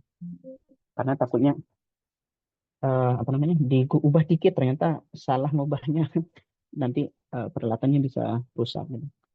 Beda halnya kalau Sunny Island dia masih ada banyak parameter-parameter yang bisa kita adjust lah. Itu bagusnya sama. Gitu ya. Nah ini jadi nanti kita mainnya di sini Pak ya. Jadi di bagian key dan R, key, Q, ini ada AC1 connection, yang R itu AC2 connection. Jadi kita mainnya di sini. AC1 ini dia terhubung ke inverter, PV, dan ke beban. Kalau genset harus masuk ke AC2. Gitu ya. Nah, nanti ada relay sebenarnya di bagian H nih. H ini ada relay. Nah, relay ini kalau sinyalnya bagusnya dia bisa mancing atau ngeaktifin sistem genset secara auto. Nah, kalau yang kita praktekin nanti memang tanda kutip karena gensetnya belum bisa auto dan belum ada digit control juga, dia nggak bisa dikontrol pakai ini. Tapi ini bisa diaktifin, katakanlah kita. Nah, ngeaktifinnya ini kalau relay kan dia hanya butuh perintah kan, butuh perintah. Kalau proses sinkronnya dia di dalam internal ini. Nah, relay tambahan ini yang katakanlah bisa kita adjust. Misalnya nih, kalau baterainya udah kondisi 30%, nah itu kan kita bisa atur mau 30, mau 40, mau 20, maka perintahkan genset untuk dipanggil. Nah, itu relay di sini bekerja. Atau misalnya, kalau misalnya suhu inverter udah di atas 70 derajat, maka perintahkan apa. Nah, ini relay nih bekerja di sini. Gitu ya. Nah, nanti kita bisa cek ini pengaturan relay itu ada apa aja, itu bisa kita cek. Nah, kira-kira ini ya. Jadi untuk yang nanti koneksi yang kita akan gunakan, ini ada inverter PV, ada beban, terus ini connect ke AC1. Jadi PV dan inverter ini connect, PV inverter maksudnya ke beban, ini connect ke AC1, dan generator itu connect ke AC2. Makanya teman-teman nggak boleh salah rangkai nih. Makanya dipastikan lagi takutnya kemarin waktu uji coba ada yang lepas terus harusnya sih nggak sampai begitu ya. Tapi minimal nge-make sure. Jadi nanti cara nge-training anggota harus di-make sure seperti ini. Pastikan lagi jalur kabel ini memang khusus untuk generator, yang ini khusus. Karena kalau kebalik nanti nggak akan nyala. Nah, di sini nih, udah ada tulisannya AC1 load atau Sunny Boy atau inverter PV. Kalau yang AC2 itu gen atau grid. Gitu. Ini udah ada masukan. Nah ini yang tadi kita maksud dengan relay untuk generator auto start function. Kita bisa, saya udah sering menggunakan ini ya. Tapi untuk generator yang dia ada fungsi auto start. Nah, Karena apa? Kita nggak tahu, kadang baterai itu kadang tiba-tiba longsor gitu ya. Dari 60 tiba-tiba ke 30. Kita kan nggak tahu nih proses ini. Ada yang biasanya kita acuannya adalah untuk memanggil genset.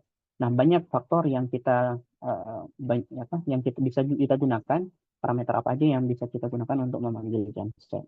Salah satunya di sini biasanya kita menggunakan SOC. Jadi kalau baterai udah tidak mampu, jadi kan biasanya yang diutamakan TV dan baterai. Tapi baterai dihantam terus. Nah, tapi ketika baterai itu udah katakanlah kecil gitu, karena sore gitu ya, eh, kita yang sering gunakan itu siang hari PV baterai karena masih ada modul dari matahari. Tapi ketika udah sore, modul surya udah mulai habis, baterai udah mulai terkuras terus. Nah, kita batasin sampai berapa sih? Katakanlah kita batasin sampai 30%, maka perintahkan relay ini untuk close.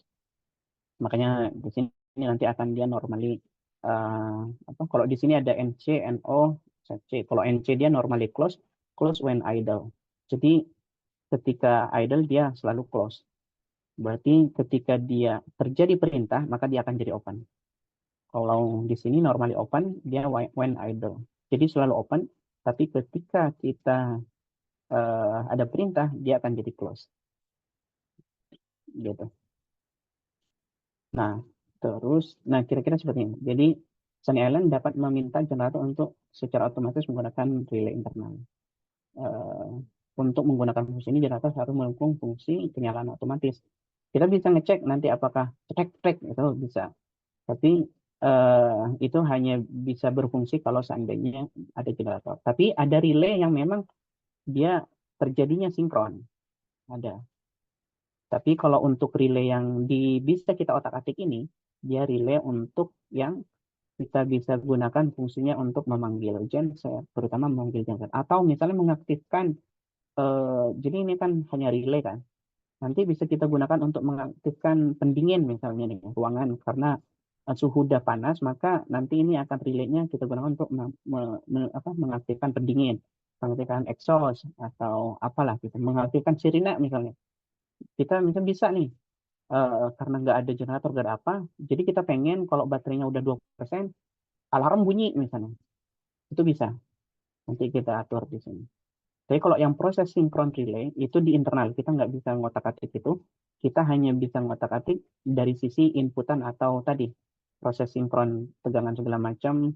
Kalau itu udah mereka lakukan proses sinkron, maka dia relay internalnya akan close. Jadi tadi relay itu yang untuk proses sinkron, dia hanya close ketika sudah dapat perintah dari sistem PLC atau ya power logicnya dari internal inverter itu. Dia ngedeteksi dulu, udah sesuai, sinkron, tegangan semuanya udah oke, dipastikan oke, 100% bagus, maka relaynya akan on. Gitu ya. Nah, kalau grow out memang tidak ada pengaturan khusus. Yang jelas ini kita perlu tahu aja yang mana aja AC input, di sini ada AC output. Makanya untuk yang hybrid inverter ini dia kayak inverter cerdas banget gitu. Dia bisa on grid, bisa off grid, bisa on grid, ya bisa kayaknya. Ada yang bisa on grid sekarang gitu, hybrid inverter itu. Jadi tanpa baterai dengan PV itu bisa. Tapi ada kalau yang kita gunakan ini masih harus menggunakan baterai. Nah, terus ada koneksi untuk PV di sini ada. Di sini juga ada dry contact aslinya. Kalau misalnya sama kayak tadi ini, jadi kalau seandainya dia misalnya ketika SOC udah sekian, maka panggil PLTS, panggil genset itu bisa. Kayak gitu. Nah, kalau yang hybrid inverter ini, pengaturannya itu memang hanya pengaktifan di sisi ininya, di sisi inputnya kita pilih ada genset kira-kira gitu. Ini sama, dia ada dry contact juga. Nah, di sini ada program satu utility first, berarti dia memanfaatkan grid duluan nih sebelum PLTS dan baterai. Kalau di sini dia SBU or solar first, sistem baterai unit atau baterai dulu, baru ketika SOC sudah menyentuh batas sekian maka utility atau grid akan dipanggil. Jadi kira-kira seperti itu. Oke, ada pertanyaan dulu sebelum kita masuk ke persiapan pengoperasian dan pengoperasian.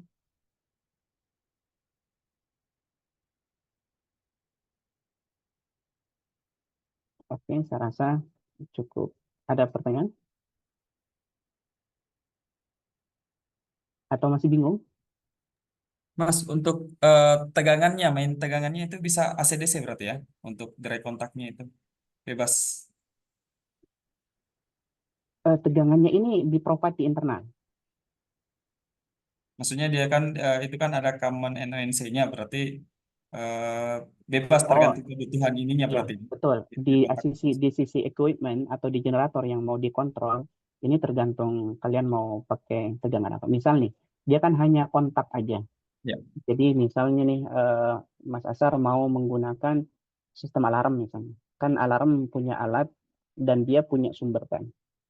Di mana sumbernya nih kita putus dengan NONC ini.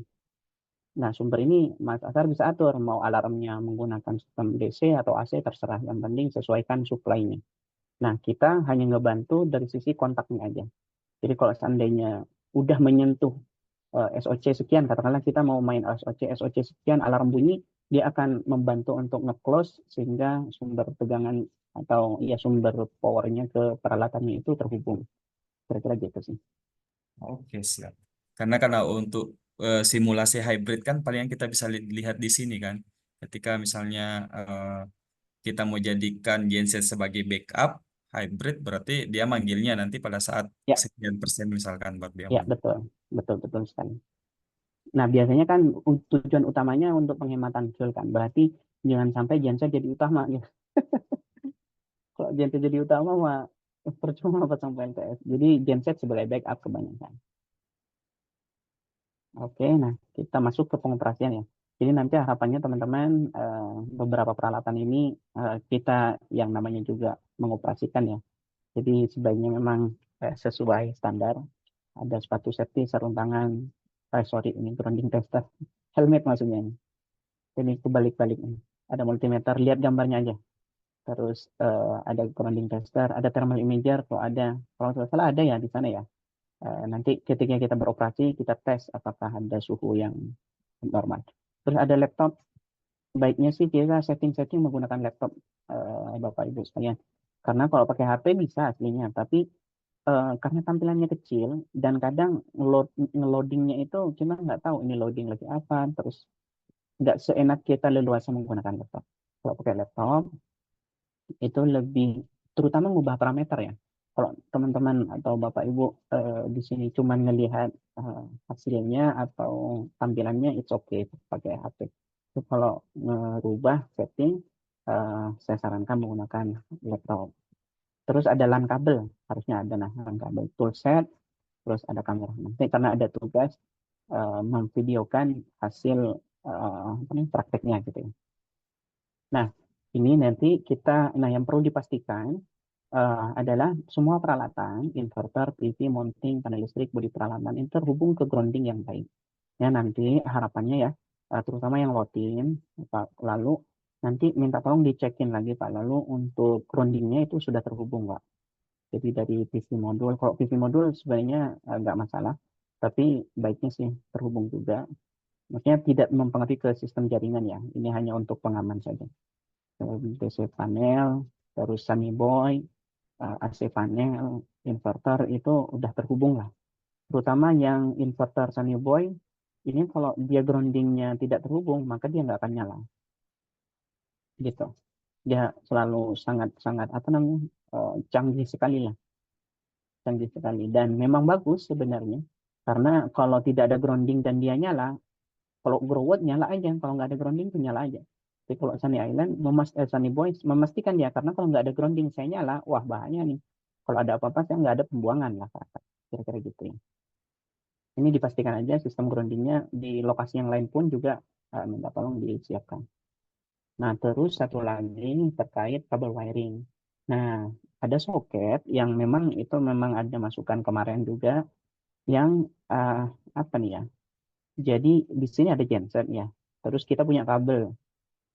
Nah, kabel yang di sisi genset ini dia kan sebenarnya tidak sumber utamanya kan nanti di genset kan. sumber tegangan dan lain-lain. Jadi ini tidak bertegangan. Tapi kalau ini dicolok, maka yang di sini akan bertegangan. Nah, di sini itu male-nya, female-nya yang ini. Jadi kebalik kemarin cara masangnya, harusnya yang di sini itu yang female, yang ini yang male di sini.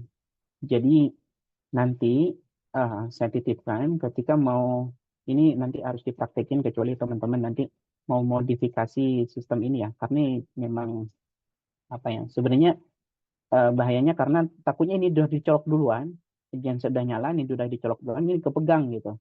Itu aja sih ya yang paling krusial. Makanya apa namanya? Kalau memang masih belum diubah atau diganti, nanti ini dicolokin duluan. Kan itu di apa namanya, sistem PLTS udah ada colokannya. Jadi itu yang dipasang duluan dan nggak boleh dibuka. Nah, yang baru nanti yang genset belakangan. Itu sih. Ini mungkin perlu di-awarein karena takutnya genset udah dinyalain, dipasang, ini udah ada tegangan, main colok-colok aja tangannya. Aduh, bahaya. Terus saran saya juga ini yang nanti sangat penting juga sebelum pengoperasian itu dibiasakan untuk trainer memberikan yang namanya checklist ya. Sebenarnya tidak menutup kemungkinan cuman ini aja. Nanti kalau nggak salah di beberapa panduan kami sebelumnya itu ada beberapa checklist yang harus dicek sebelum penyalaan. Dipastikan APD-nya, komponen sudah terhubung dengan benar, komponen sudah terhubung dengan sistem grounding, tidak ada kabel longgar atau putus, baterainya tidak kosong. Nah ini bahaya sekali kalau off grid, baterainya nol. Wah itu nggak bisa nyala. Dia harus ganti dulu baterainya atau diisi cas eksternal dulu baterainya. Terus ya ini tambahan terhubung ke jaringan internet, terus genset dalam keadaan normal atau cukup minyak karena kita nggak mau juga yang mau sinkron dengan genset tapi gensetnya nggak nyala. Terus pastikan mengikuti petunjuk penggunaan atau user manual. Nah kita masuk ke ada pertanyaan dulu sebelum ini ada komen atau ini terkopi ya Mas Azhar, Mas Cambridge dan yang lainnya. Mas Fahmi belum ada suaranya Mas Fahmi. Aman, Mas. Oke. Siap. Terus berarti terkopi nanti kita anggap udah. Nah, sekarang masuk ke intinya kita mengoperasikan dan setting parameter. Nah, untuk pengoperasiannya sama, teman-teman udah nggak perlu di ini lagi. Ini ngikutin yang sudah ada aja. Jadi nyalainnya mulai dari baterai, tombol, terus DC panel, inverter, panel AC, baru ke PV inverter, baru yang terakhir itu genset. Tapi genset jangan dinyalakan dulu sebelum apa namanya parameter sudah disetting. Nah, ada beberapa, terutama yang AC couple. Ini saya fokuskan ke AC couple. Jadi nanti teman-teman hubungkan laptop atau PC ke LAN, menggunakan LAN ke switch hub ya, karena semuanya inverter Sunny Island itu terhubung ke switch hub. Kemudian masukkan, hubungkan laptop ke web UI inverter yang menggunakan ini Pak, yang menggunakan IP address. Jadi kalau nggak salah untuk yang SMA Data Manager, itu yang ini. Kalau yang baterai inverter, yang ini. 192.168.1.21. Nah, yang kita buka yang baterai inverter saja, yang ini. Terus gunakan installer dan passwordnya, sesuaikan. Ya, masing-masing BPPP udah tercopy lah ya, ini ya. Harusnya sudah semua. Kemudian nanti akan masuk ke area sini. Jadi masuk di dalamnya nanti ada yang namanya device parameter. Nah, di device parameter itu sangat banyak sekali ke bawah nanti parameter. Nah, ini yang kita bisa bahas karena kalau di sini nggak muncul ya, tapi nanti kalau kita masuk ini akan banyak sekali. Nah, yang kita lakukan adalah edit parameter di sini. Baru kita masuk ke access side di bawahnya. Nah, nanti di access side itu ada operation. Nah, di operation ini ada tulisan external source. Nah, nanti dipilih generator. Kalau grounding time-nya TN grid aja nggak apa-apa. Kemudian nanti setelah maksudnya nggak usah diubah. Nanti intinya kita memastikan external source-nya menggunakan generator. Nah, baru nanti setelah ini udah pilih semua, baru scroll ke atas di halaman atas. Kalau di sini nanti di sini di sebelahnya edit parameter ini ada save all gitu. Nah, itu dipilih. Nah, untuk merubah penyimpanan dan menerapkan setting parameter yang sudah kita pilih. Nah, tunggu beberapa saat sampai Sunny Island menerapkan parameter yang sudah disimpan. Nah, kemudian nanti edit parameter lagi, kita masuk ke bagian generator. Jadi kalau di sini, yang ini di bagian bawah ini nanti ada generator, yang ini, bagian bawahnya. Terus di generator itu ada bagian generator lagi. Di bagian bawah generator ada generator lagi. Nah, di sini yang kita bisa atur nanti relay-nya nih. Mau main di relay. Automatic start kita on-kan. Kalau automatic start ini kita on-kan, dia nanti inverter generator bisa nyala otomatis. Gitu. Tapi karena di sini kita nggak ada generator yang bisa nyala otomatis, ya udah kita anggap ini on aja lah, tapi no issue. Terus di manual control ini ada banyak pilihan nanti, tapi defaultnya adalah automatic generator start ya. Automatic generator start. Di sini ada start, ada stop, ada automatic generator start misalnya. Maka di sini langsung generator akan dipanggil bekerja, walaupun SOC berapapun dia akan langsung manggil. Relay akan langsung bekerja. Gitu ya. Jadi untuk manggil di sini nih, mau manual control, kita nggak mau nunggu-nunggu lama nunggu SOC turun, kita mau lihat relaynya kerja nggak nih, kita panggil aja nih dari sini start gitu. Itu bisa. Setelah itu mau di stop, ya udah ganti stop gitu. Itu bisa. Nah, yang penting juga ini di daerah nominal current. Nominal current ini pastikan arusnya sesuai dengan rating ya. Jadi bukan hanya rating inverter, tapi rating dari genset. Nah, kalau kita pakai gensetnya yang 5 berapa kVA, 3 atau 5 kVA itu harusnya jangan gede-gede. Kalau genset yang kecil bensin kayak gitu, jangan sampai kita setting di 5 kVA. 5 kVA itu sekitar 25 ampere lah ya. Jangan terlalu over. Karena arus yang di sini dia akan diminta nanti sama Sunny Island untuk generator supply di arus segini. Jadi makanya kita mainkan di sini. Kemarin kalau nggak salah yang di Aceh kita mainkan di arus ini. Jadi kira-kira berapa arus nih, berapa ampere genset ini bisa nyuplai gitu. Bisa kita setting di 10 dulu, kalau nggak sinkron ataupun dia nggak mampu kita turunkan main di situ. Karena ini gensetnya sederhana sekali. Jadi untuk proses sinkron memang nggak ideal ya. Jadi bukan langsung kita bebanin 5 kVA nggak kayak gitu. Gitu ya. Nah, di sini ada request-nya automatic generator start atau intinya yang kita atur umumnya yang ini ya, yang 3 ini. Nah, kita misalnya nanti masukkan di arus 10 ampere, masuk nggak? Kalau nggak masuk dan misalnya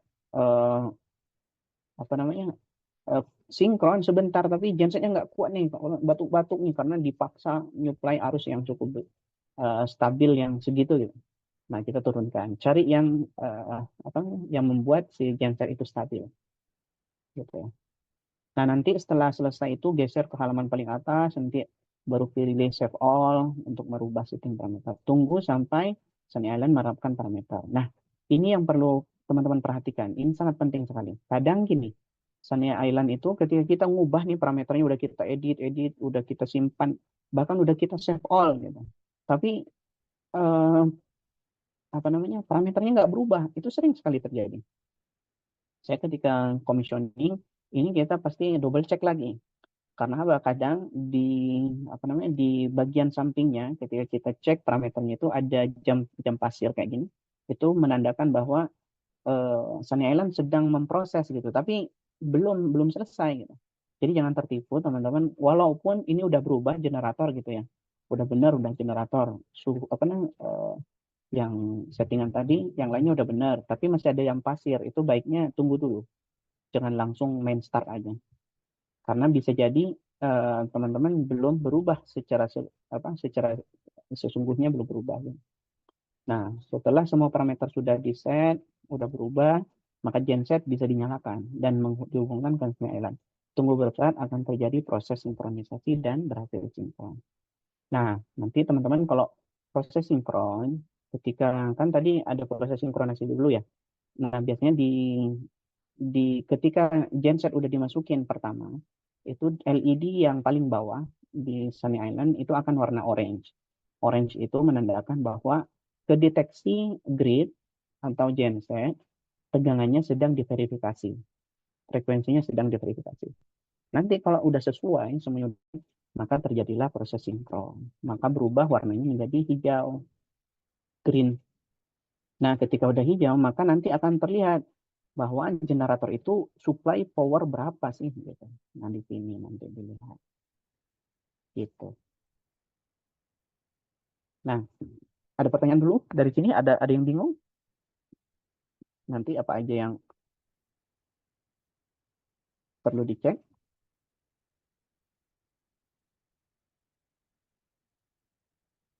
Aman? Mas Cambridge, masih ada bingung?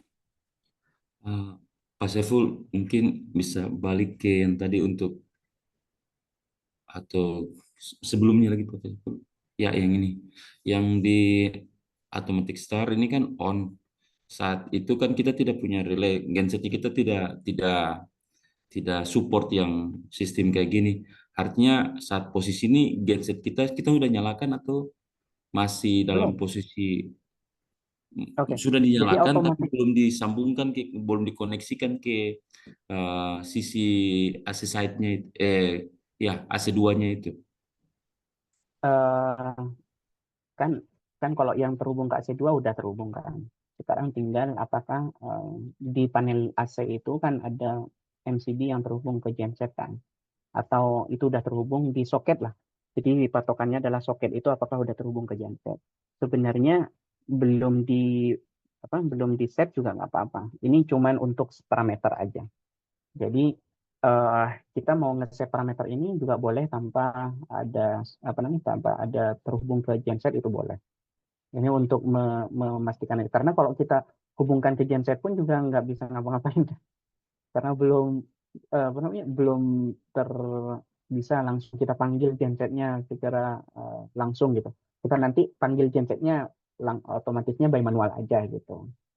Nah, nanti kita bisa ngeceknya adalah kalau automatic start ini dia berarti fungsi otomatisnya bekerja kira-kira gitu, Mas Cambridge. Nanti kalau seandainya ada perintah, nanti kan ada apa namanya kita ada settingan misalnya ketika tegangan atau SOC udah mencapai 20%, kita panggil, maka relay gitu ya, di relay itu maka dia akan manggil ketika kondisi itu. Tapi otomatis gensetnya akan kepanggil gitu.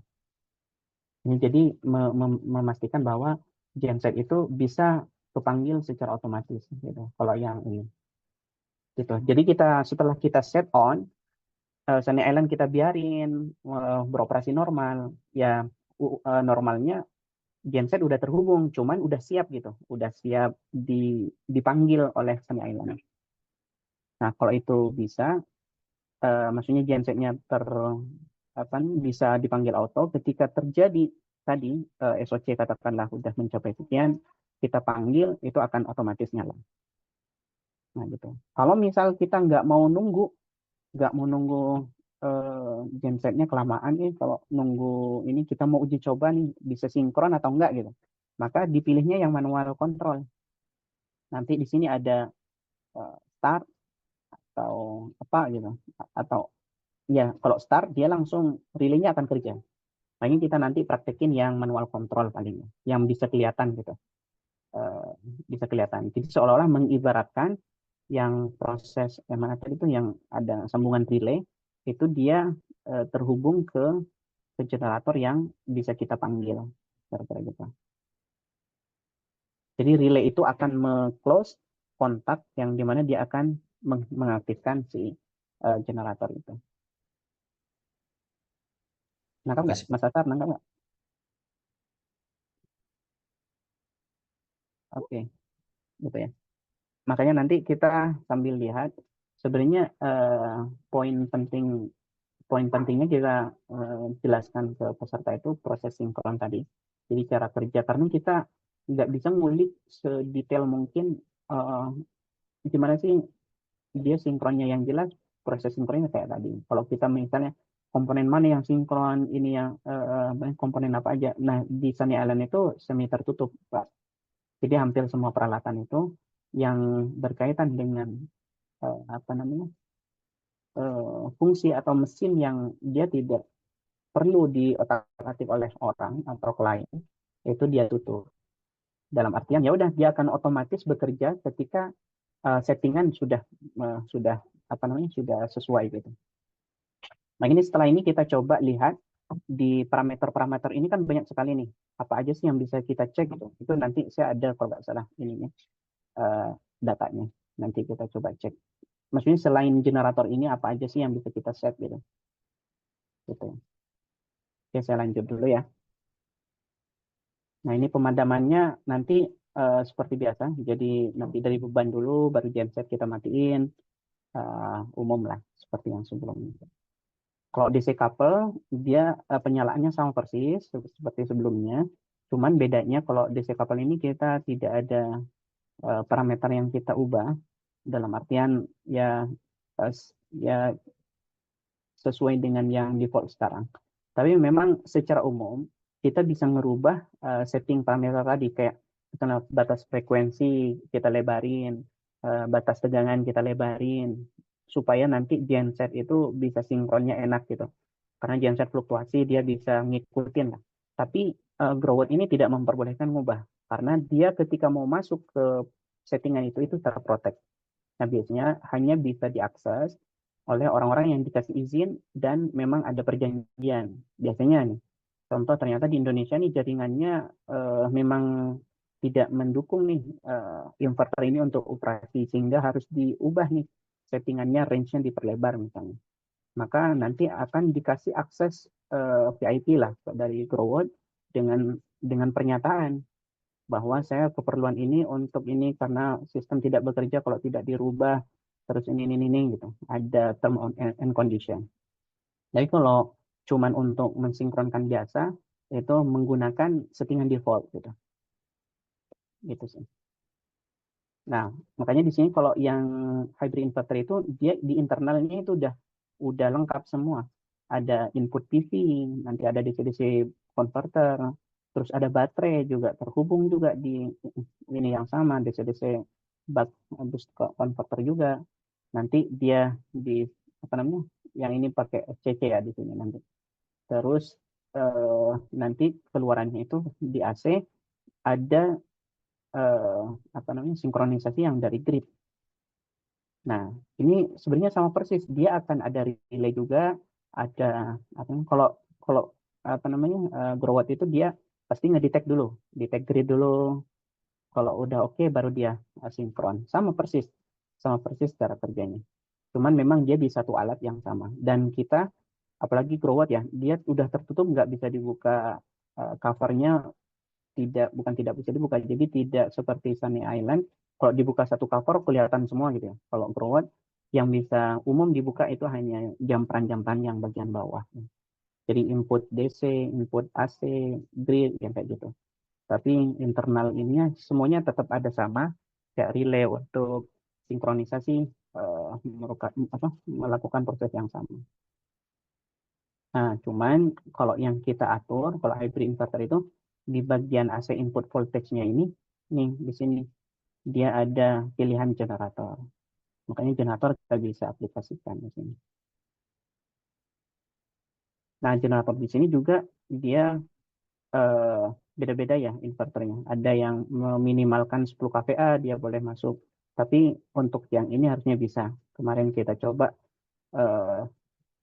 kalau misal generator nggak bisa, misal nggak sinkron nih, kita bisa menggunakan grid PLN sebagai asumsi itu sebagai generator. Nah, untuk hybrid inverter, dia sinkronnya bisa satu fase paralel. Jadi nanti dia akan ada komunikasi satu sama lainnya. Jadi nanti akan ada yang jadi master juga sih. Jadi master, tapi dia bukan jadi fase fase yang berbeda, tapi dalam satu fase yang sama. Jadi sudut fasenya semuanya sama. Ada juga yang 3 paralel satu fase, itu bisa. Nah, yang hybrid inverter kebanyakan bisa kayak gini ya. Jadi bisa diparalel karena kapasitasnya cuma 5 kW, kita mau pasang 15 kW. Ya udah berarti di paralel tiga-tiganya, tapi sistem satu fase itu bisa. Ada juga yang 3 fase, tiga paralel. Jadi maksudnya sistemnya 3 fase. Jadi nanti di sini ada RST, RSTN, RSTN gitu. Dan semuanya kebentuk ini R, ini S, ini T. Jadi dia akan ngebentuk sudut fase nanti. Ada juga yang 4, 3 fase. Seperti yang 2 ini jadi fase R, yang ini S, ini T. Ini bisa diatur. Tapi ini hanya kebanyakan inverter hybrid bisa kayak gini. Jadi dia bisa diparalel. Kalau Sunny Island, dia di paralelnya tanda kutip bisa juga di paralel. Cuman dia satu Sunny Island itu hanya satu fase. Nah, nanti untuk mematikannya juga sama seperti biasa, dari beban terus ke genset, baru terakhir nanti di sisi baterai. Itu untuk pengoperasian. Ada pertanyaan dulu?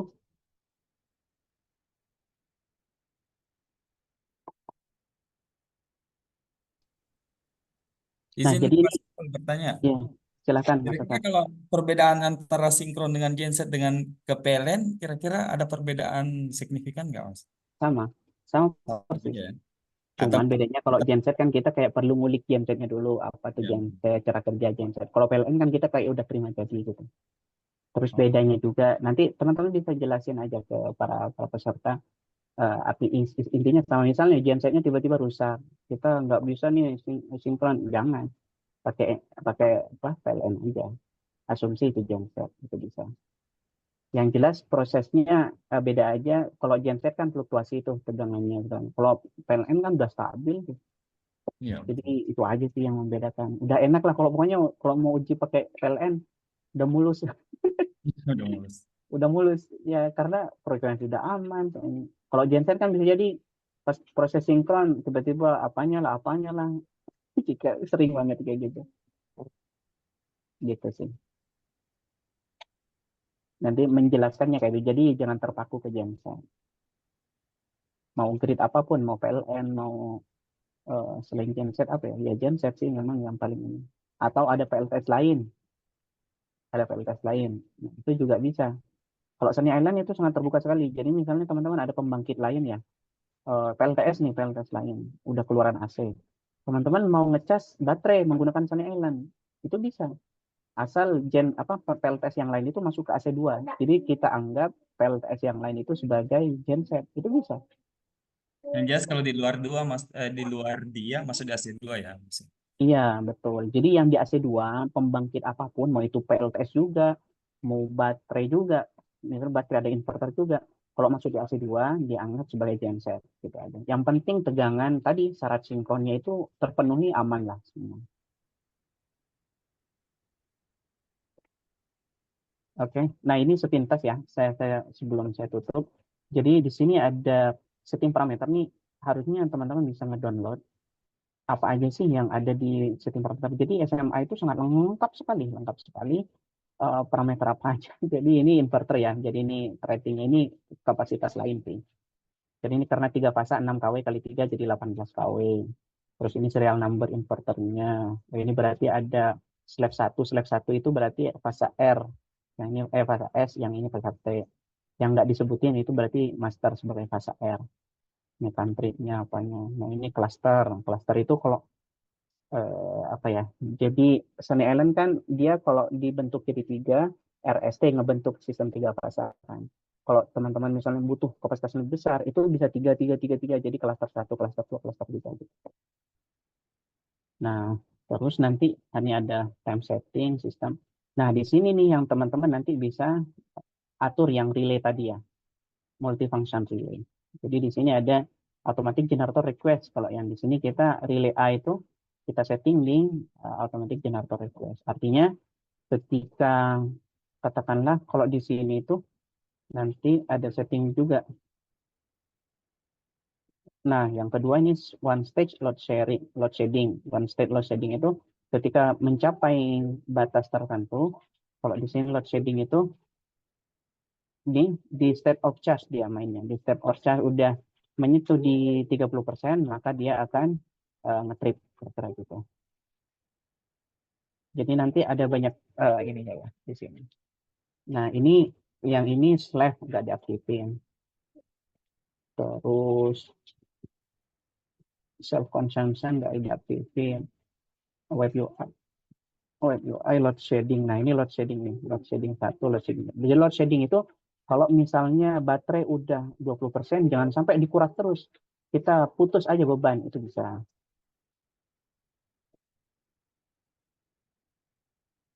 Gitu. Terus ini load shedding 2, nanti kalau misalnya ada berapa step gitu, itu bisa. Misalnya load shedding 1, beban apa dulu mau dimatiin, load shedding 2, beban apa mau dimatiin, itu bisa.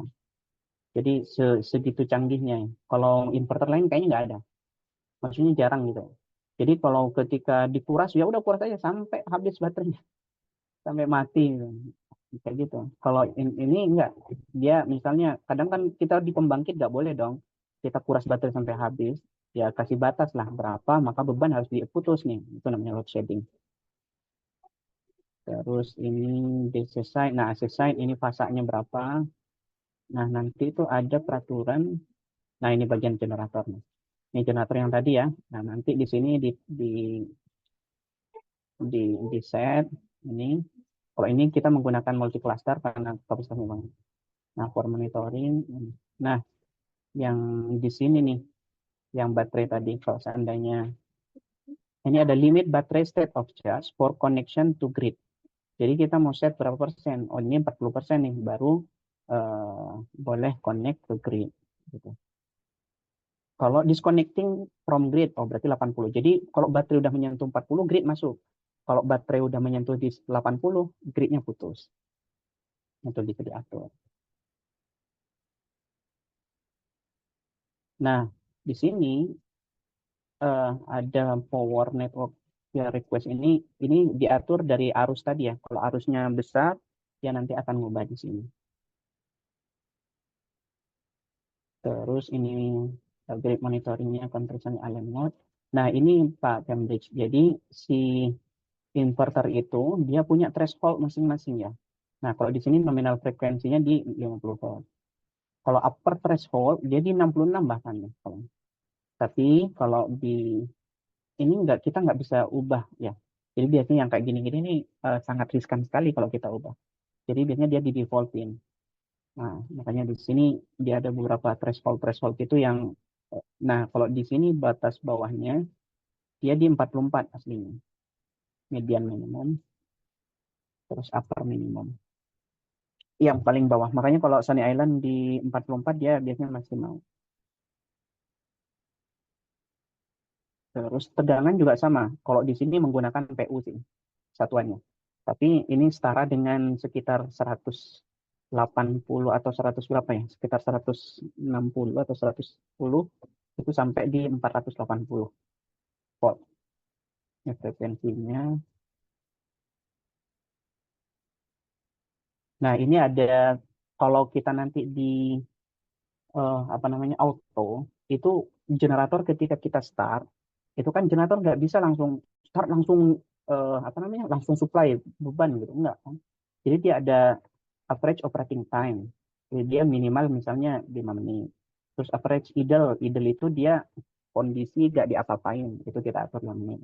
Calling down itu setelah kita putus genset itu nggak boleh langsung mati. Jadi kita calling down dulu ya 1 menit supaya nggak langsung kaget gitu. Terus idle after generator fault sama sekitar 2 menit. Warm up. Nah, warm up ini waktu ketika genset dinyalain, kita panggil menggunakan panggilan, genset itu nggak langsung dihantam ke beban, tapi dia dipanasin dulu lah bahasanya. Itu kita kasih 3 menit. Nah, terus di sini sensitivity generator failure detection-nya kita low. Low itu maksudnya dia sangat sensitif sekali ya. Kalau sangat sensitivitasnya dikurangi karena kalau terlalu high nanti biasanya proses sinkronnya itu agak ribet. kita pernah uji coba di middle aja dia agak susah untuk sinkron karena kayak persyaratannya segala macam. Nah, kita lakukannya di low. Terus, nah yang tadi yang ini, yang generator frekuensi nih 44,64 sampai 60. Terus kita atur. Nah, yang ini generator current-nya nih, hati-hati jangan sampai ini 3, di 3 angka di belakang koma ini bukan 1000 ya, tapi koma. Ini 200 ampere. Yang ini otomatiknya kita off, nanti bisa di auto, di on, voltage monitoring. Nah, banyak. Nah, di bagian bawah ini baterai. Kalau baterainya lithium harusnya ini udah aman, settingannya aman. Kalau lead acid ini yang perlu dipastikan lagi settingannya. Ketika ini biasanya dibutuhkan ketika Bapak Ibu commissioning awal. Baterai ini sangat urgent sekali, jangan sampai salah setting. Terutama di settingan ini, charge. Nanti arus maksimumnya berapa, tegangannya berapa, cells nominal voltage boost full. Kalau nggak salah ini pernah kita pelajari juga. Tapi ini dibutuhkan kalau teman-teman mau commissioning ya. Tapi kalau nggak commissioning, baiknya jangan. Kalau lead acid, kalau lithium biasanya udah auto dia. Nah, ke bawahnya protection mode. Nanti ada ini yang state of charge protection. Jadi kalau Sunny Island itu dia ada tiga standar proteksi. Nah, yang paling bawah ini dia mau nggak mau akan ngeproteksi dengan sendirinya. Ini tidak bisa diubah. Jadi kalau 20% dia pasti akan ngetrip dengan sendirinya. Sisanya ini koneksi IP address-nya cukup banyak lah. Ini. Kalau yang lain ini dia lebih ke ID aja sih. Gitu paling. Ini cukup banyak tapi tidak terlalu urgent untuk kita bahas saat ini. Paling lebih ke generator. Kalau teman-teman perlu ini bisa di-download ya. Bisa di-download. Kalau mau download tadi di sini. Sorry, saya balik lagi sebentar. Setting parameter. Nah,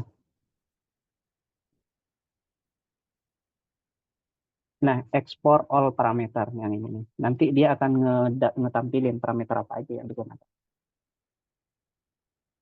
Itu paling. Oke. Karena ini udah telat setengah jam.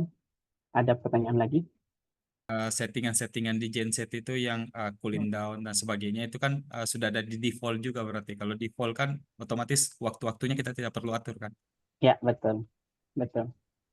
Yang jelas di sini kan kalau yang fokus kita di sini kalau untuk apalagi namanya untuk hybrid sinkron berarti kita fokusnya di AC side saja dengan di generatornya berarti untuk set berapa sih yang harus kita ambil arusnya di Ya, arusnya. betul. Itu yang paling urgent sih untuk yang praktek. Yang kalau yang tadi yang cooling down optional itu parameter yang udah cukup ini lagi ya, cukup detail lagi. Tapi biar teman-teman nggak bingung, kita coba aja dulu ya lah yang ini berhasil atau tidak. Nanti kalau misalnya teman-teman mau lebih mendalam lagi nih, itu bisa. Oke. Sip. Minimal untuk nanti mengajar ke teman-teman peserta secara general sinkron hybrid itu nggak menangkap lah gitu poinnya. Dan Gimana, kemarin Mas? saya ingat juga yang kemarin yang kita lakukan di Aceh itu kan untuk yang di Growot itu kan tidak bisa dia kita konekkan dengan genset karena dia permintaannya gensetnya terlalu kecil tuh kemarin. Ya, betul. Nanti saya coba konfirmasi lagi ke Growwood kalau genset 5 kVA itu masih oke atau enggak. Kalau Saya itu coba konfirmasi. kalau nanti berarti kita gantinya pakai PLN aja atau PLN, ini ya. gitu ya, Paling dari aman sih PLN.